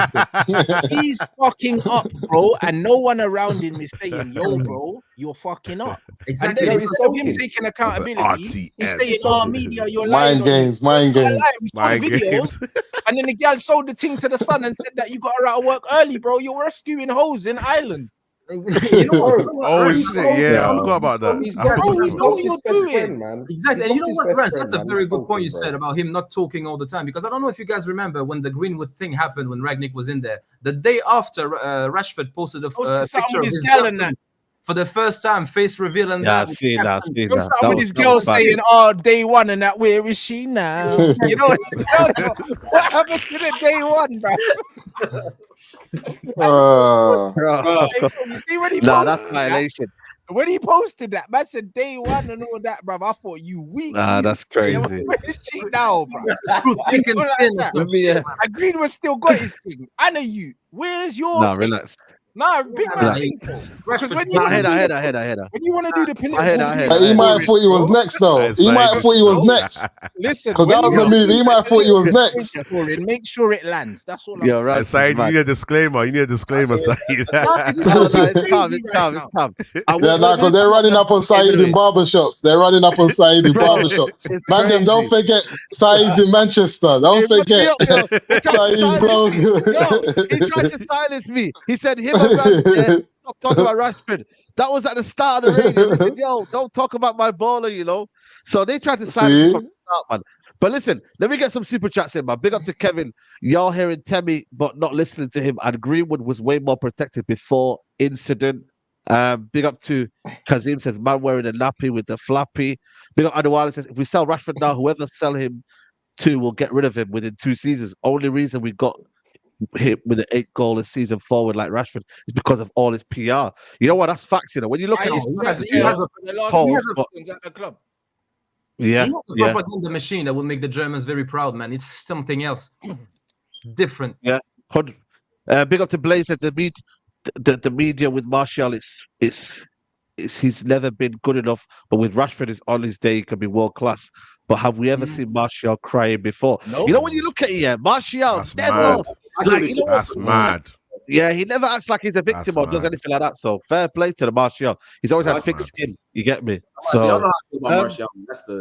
That's my guy. That's my favorite player. So there you go. Yeah. No, he ain't been treated fairly, bro, and he don't cry about it, and that's why I don't rate the Rashford thing, bro. I don't rate it, bro, because these man propelled you to the heights that you are now. Your whole brand and the reason why you're on 350 bag is because they painted a false image of you that was never there, bro. Never. Yeah, never there, bro. You benefited from the gas, so now you have to take the smoke, bro. It's only fair, bro. You take the rough with the smooth. And I got a question. So, is it the Manchester United PR? Or are we talking about the media? The whole PR? UK, bro. He fed the whole country, The whole bro. thing. Everything. He's bribing accounts on Twitter. This fool, man. You know what it is? You know what it is? I want to bash him in that kind of sense of what he did, yeah, because what he did was good in it. It's the way you manipulate it, though, for me. But you know what, Rashford, yeah, when he was putting them statements. Your mic. Your mic's going weird, bro. Your mic's bugging. Yo, can you hear me now? Yeah, just the audio is a bit different. Yeah. I robot. Okay. My thing is, yeah, it's the way he kind of uses his statements when it suits him. So you know, when we were losing on the Ragnick, he was coming out with a statement every week, and I didn't like that because then he was using his kind of he was propelling himself to a level where he thought, if I put these statements out here, I'm on this image right now that I fed the kids and I've done whatever, and it was like, which role are you playing? 1 minute it's the kind of this guy here, 1 minute it's MBE Rashford. Do you know what I'm saying? So I didn't like. It's the same thing. It's the same thing Anthony Joshua's been blamed for. It's the exact same thing, and I understand what you're saying. It's the exact same thing. Yeah. So I mean, I hear you on that. Because the statement yesterday is like I did great things during the pandemic, and ever since people have been trying to make flaws in my character, and I'm not perfect. Like, it's so arrogant. It is so arrogant, that statement. It's like, who gassed him to that level? And actually, the answer is the entire country. Yeah. For me, move on. Musa, tell me. Yeah, go on. One thing Musa said is spot on, and I made the same comparison earlier. But the difference is with AJ, yeah, AJ ain't complained about it. He just said, "All right, cool, Bundy's man," and now he's on his villain arc, bro. And I prefer this. Yeah, now he's a villain. Yeah. I prefer this. Rashford's out here crying. I'd rather Rashford said, "Yeah, all right, say no more. I'm on smoke. I want to see my man posting up with a mic on Instagram." And then I want to see man bodying players on the pitch and scoring goals and shushing everyone, bro. I'm on that. I want to see the villain arc, but don't cry, bro. What are you doing? Bro, when he shushed people, they killed him. They killed him. Yeah, but keep doing it. Keep doing it. I want to move on because obviously we want to quickly discuss the Man City game before we wrap up. Yeah, Marcel, confident for City? What's your feelings towards City? The avenue to win is pragmatic football, of course. You know, the Ole book, the Ole rule book, the Mourinho rule book. It's 11 players in our half, behind the ball and finding the spaces for the counter attack. That's the avenue to win. But Ten Hag usually plays in a style that means he tries to win the game. He tries to set us up in a way to take risks to win the game. So if he does that and tries to dominate against City when they have a superior team clearly, then we'll find ourselves in an issue. But 3-2, exciting game. It has to be a classic kind of match for us to win it again from a counter-attacking defensive standing point. But 3-2, classic game. Hopefully Rashford part of that goal scoring. 3-2 United. 3-2 United. Yeah, 3-2 United. Hey, Marcel, quick question, yeah. You said training, blood. Hey, Marcel, quick question, yeah. Do you think that Ten Hag set up United like that against Liverpool, though? So against Liverpool, he set up pragmatic and he got a result out of them. Against Burnley, he was forced to set up pragmatic, but again got a result. Bruno clutch. Against Fulham away again, I'm talking about away specifically again. Rubbish football, but again, pragmatic style of football comes up clutch with the result. So if he does do it, the same, like copy and paste that Liverpool away at Anfield result, I think something. But what do you think he's going to do? Do you feel like he's going to have common sense to do that? Facts. That's my issue now. That's what I've been fighting with. My issue is he doesn't set up in that way, or he doesn't like to go into that pragmatic bag. It was a rare occasion. He was forced to take out Bruno. I think Bruno might have been injured on the rare occasion, and that's why he goes into that pragmatic bag against Liverpool and gets that 0-0. Bruno was suspended. He wasn't forced. He was suspended, Bruno. Yeah, but what I'm trying to say is that there was an issue that he doesn't normally play the way he wants to play, which is the front foot, forward line block, all of that kind of thing. We were always arguing about against Liverpool. The only reason why we got a result is because Bruno wasn't there, leaving holes in the midfield, blood. That's why we got the result. Yeah. He was going to play like that anyway. Like, the reason we got the result. I think if we have one of those left backs, the 7-0 against Liverpool, we didn't play like that. We tried to play front foot, and then against City, another top 4 team, Rants. We at home as well, though, so away is a bit different because of the ambience and the pressure to play away. But again, the home game, Rants, we tried to play front foot against City, had a few opportunities early, and then kind of came unstuck because of Ten Hag's in-game management. So I don't think against the top teams or the top 4 specifically, Rants, I don't think Ten Hag plays that kind of pragmatic way that he did against Liverpool. So even though I know you're Arsenal, he did it as well, though. Arsenal, same thing. Though. Well, again, this is what I'm trying to say. Against Arsenal, away from home, he tried to go machine for machine, and we forced Arsenal to counter them, bro. We forced Arsenal into. We played pragmatic against Luton a couple weeks ago. Arsenal, he was letting them press, Marcel. I remember he was kind of letting them press and weren't biting. I remember.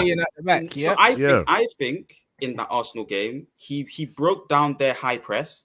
And he forced Jesus and co into a mid block, so they had to go higher up the pitch. And then when we tried to enter their Jesus front, came on at the end, though, no? He did. Whoever it was up front, whoever it was came up off front, the bench. Whoever it was up front, though, Rhino. My point remains the same. We forced them into a mid block, the club into a mid block, and then from that point, Eriksen and whoever, I think it's Eriksen and Casemiro, couldn't break us into the forward line. It just kept coming back to us, and then we would set up mid block again. Eriksen played the pass for Rashford for the goal. Yeah. When was that? Say that against again. Arsenal, bro. I remember the game. The first goal. Yeah, first goal. Yeah, Eriksen's pass. I just remember Arsenal didn't press us because we had Onana and they didn't want to open up the space. Yeah, I remember. We were trying to make them press us, and we were trying to go long over the press, and they stopped pressing because they saw what we were trying to do. They clocked it. Yeah, that's what happened. They saw Onana. See, I think so. That's you lot are speaking, in my opinion, from an Arsenal perspective. Then put it that way, because Arsenal fan would say to you, "Yeah, we at some stage we clocked your lot's plan and we sat back." No, Ten Hag and co and myself, I believe we forced Arsenal into the mid block, and they had to go further back. Because when they did press against us, Onana had the good passing triangles, Griggs. He played actually well in terms of his distribution in that particular fixture. And Eriksen and Casemiro were able to add numbers, especially into our defensive line, to be able to get us out, in my opinion. And it was just that execution in the forward line where we failed and was not good enough. That forward line and Bruno, part of that as well. But I'm not sure if he was playing that game. Bro, we didn't have that many chances, bro. I remember the game. Like, you're saying we failed in the... Bruv, listen, the one real chance we had, we scored it. The reason why we didn't have that many chances again is because we couldn't get past when they had set up in the mid block. We couldn't get into the final third because the passing into the final third wasn't good enough.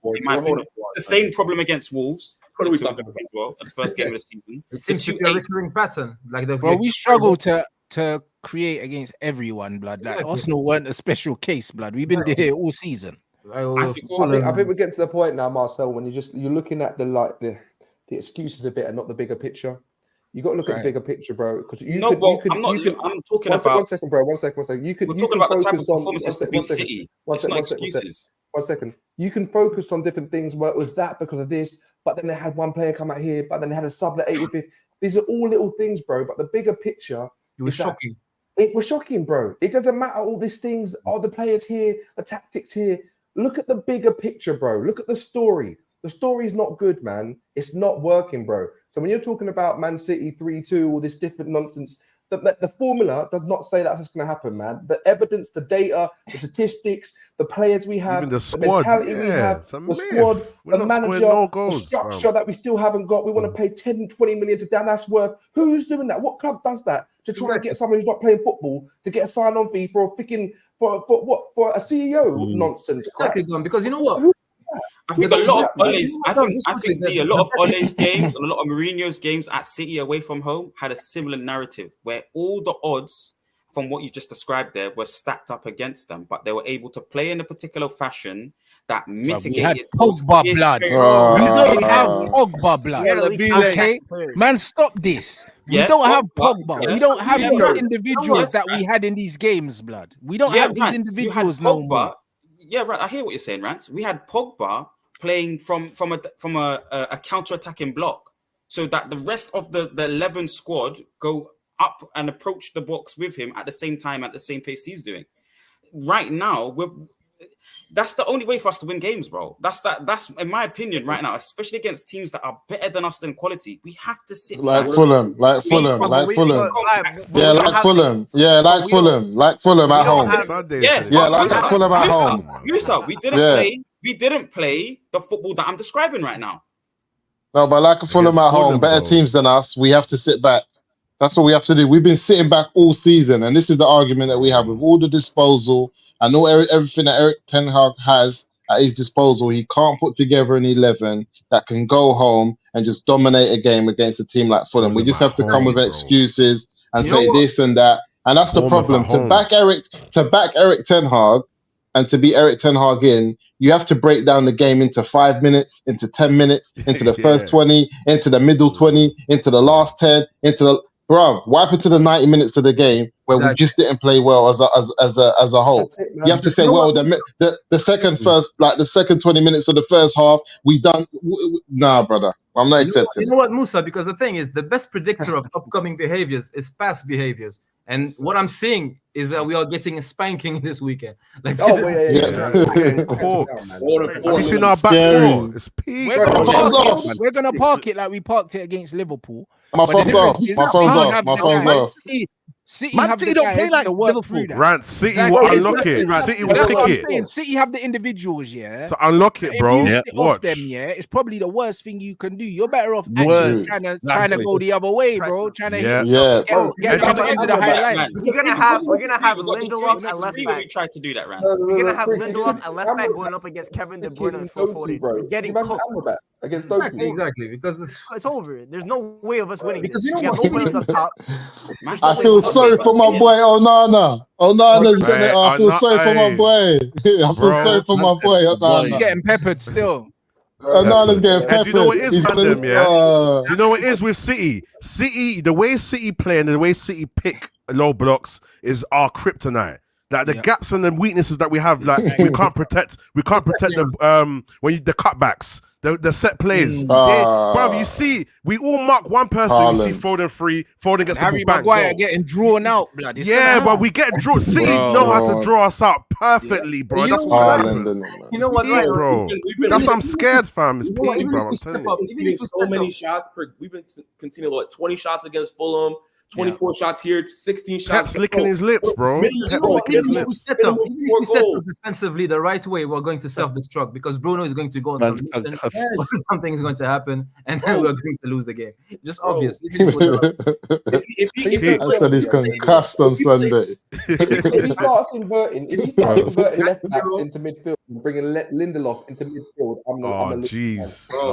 Finished. Listen, if he actually plays the winger on the right, and I'm thinking, get back to left back, please, brother. Get back to left back. We're gonna be done. We're gonna be done. If he actually played a proper midfield player, play Casemiro, play Manu, play Amrabat in midfield, and then just lump Scott McTominay up front, bro. No Rashford up at 9. Just put Scott McTominay up top, bro. No, I'm not with that. I'm not with Pep's too smart, man. I can't lie to you, man. That's when your last minute game. For me, what you gotta go do, I would put Ahmad in the 10. I'm adding the false 9. Put Rashford on the left. Put Garnacho on the right. That's what I would do personally. I would. But then again, Anthony's been playing well. He might use Anthony. Third man run. Let's do it. Remember, I said it. Third man run's gonna kill us on Sunday. The third man runs. Watch. I'm telling you, bro. What's our back four? Bro, Our back four's finished. Didn't. Our back four's didn't. It's Lindelof left back. It's Lindelof left back. Trust me, yeah. Maguire, Varane, and Dallo, blood. We're getting fired, boy. See Lindelof gonna get put on a milk carton, boy.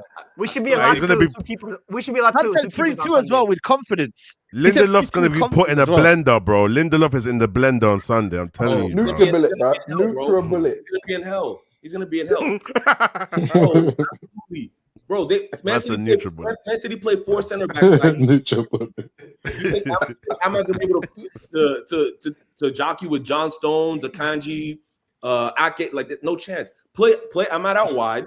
Play Ahmad and Garnacho out wide, or whoever your next wide player is. Just lump Scott McTominay up there so they can cross the ball to him and get some headers, bro. What like? And you know what? You know what's the worst thing though? See Pep Guardiola, yeah. He doesn't care how crap you are. He just wants blood. He's gonna be sitting there like he's playing against like prime Real Madrid. He's gonna be like any chance we get. That's and then Musa, 60 minutes. He's gonna say, you know what? Allow them now. Chill out. Let's relax now. He's gonna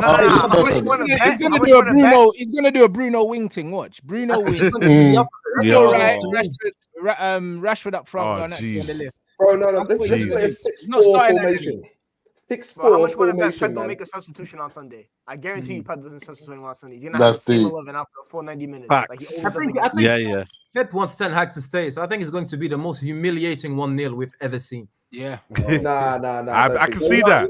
I can see that, bro. The 2-0 was peak. The 2-0 looked Haaland's a cat, man. Haaland wants goals, man. The worst beating that I've taken as a Man United fan. Haaland hates Man United, man. That was worse than the 7-0, yeah. Yeah, facts. That's true, you know.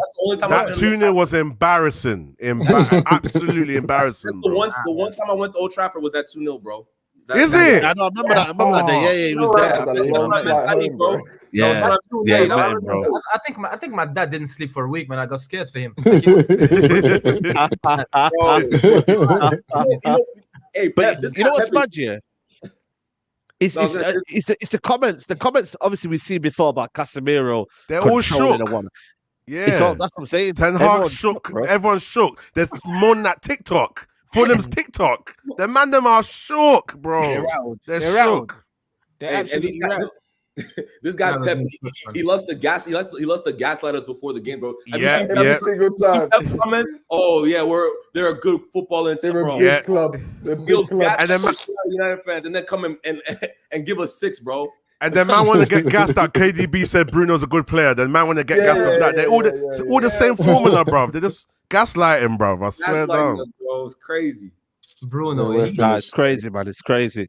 Give me your man's prediction, man. Let's go one by one. 6-0, 5-0. I've said it. 6-0, 5-0. 3-2 United. I said. Who's scoring the 2? Bro, except for Adalo Weldy, a Maguire header, and who else? Or McTominay random goal. Where are we getting it from? Nah, it's going to be Rashford don't score against City. Rashford don't really score against City like that. 4-1. There's going to be a Kyle Walker on goal. 4-1 City to me, man. Haaland hat-trick, 4-1 City. Yeah, just remember Haaland, yeah. Foden and Haaland had a hat-trick last... Oh, no. De Bruyne, them man, they are back. The man, they are back, man. I think, 4-5. Only Grealish is out. Only Grealish is out, and that's it. Yeah. So I don't know who scores for us, blood. I can't lie. Outside of the piece, I don't know how we're scoring from open play. I don't know. We got no attacking threat. It's going to be a Kyle Walker on goal. That's the only way. Yeah, he's probably their weakest. I think we score like when it's a 4-0 when they've taken the foot off the gas and then we get a little counter attack and we get a little 1 goal. That's it. Bruno's gonna score. Something silly. Bruno penalty. Yeah. I need 3 minutes. Bruno. Yeah. If we could see 20-25 shots, if we can see 20-25 shots like we have been the past 6 weeks, bro, they're scoring 4 or 5. Yeah. If it's 2-3-0 first half, then it's a long day. But we might get that humble game where the scoreline's low, but we get cooked. So it can go either way still. It can go either way, man. Nah, I saw their last game. These men are taking no prisoners. I saw Yeah, their yeah. last game. They're taking no prisoners. We'll start off nice. No prisoners. For the first 5-10 minutes, we always do this thing where we're like, oh my gosh, we might have a chance. We might have a chance. Yeah, You know, we all get sucked in. We're like, hey. And then all of us, like half an hour later, we're like, freaking, you know what? Is that at home? Or, is it home or away? Away, bro. Away. So we say, Saeed, watch along, Saeed, yeah? Bro, listen, no watch along, man. I mean, I don't know, man. Yeah, man. Because these watch alongs are epic. Your watch alongs are epic. Nah. Listen, go watch along, man. Check out Rants and Vance and watch along. Listen, I don't know, man.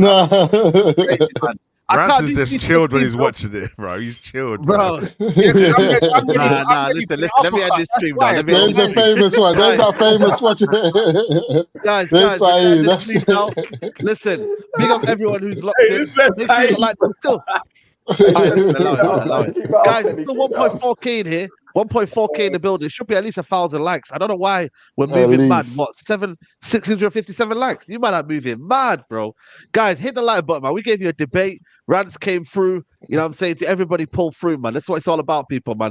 Make sure you follow everyone's channels. The links will be in the description. Shout out to Temi, big up to Adam, big up to Rhino, Marcel, Michael, Dom, Rants, Musa. You get me? Big up to everyone who's here, man. Locked in, man. You get me? This is a community. We're all debating here, grown adults, man. We all agree, we disagree, but we keep it 100, man. That's what it's all about, people, man. Right. So leave your like on the way out, and I'll see you tomorrow, people. We're out. Peace.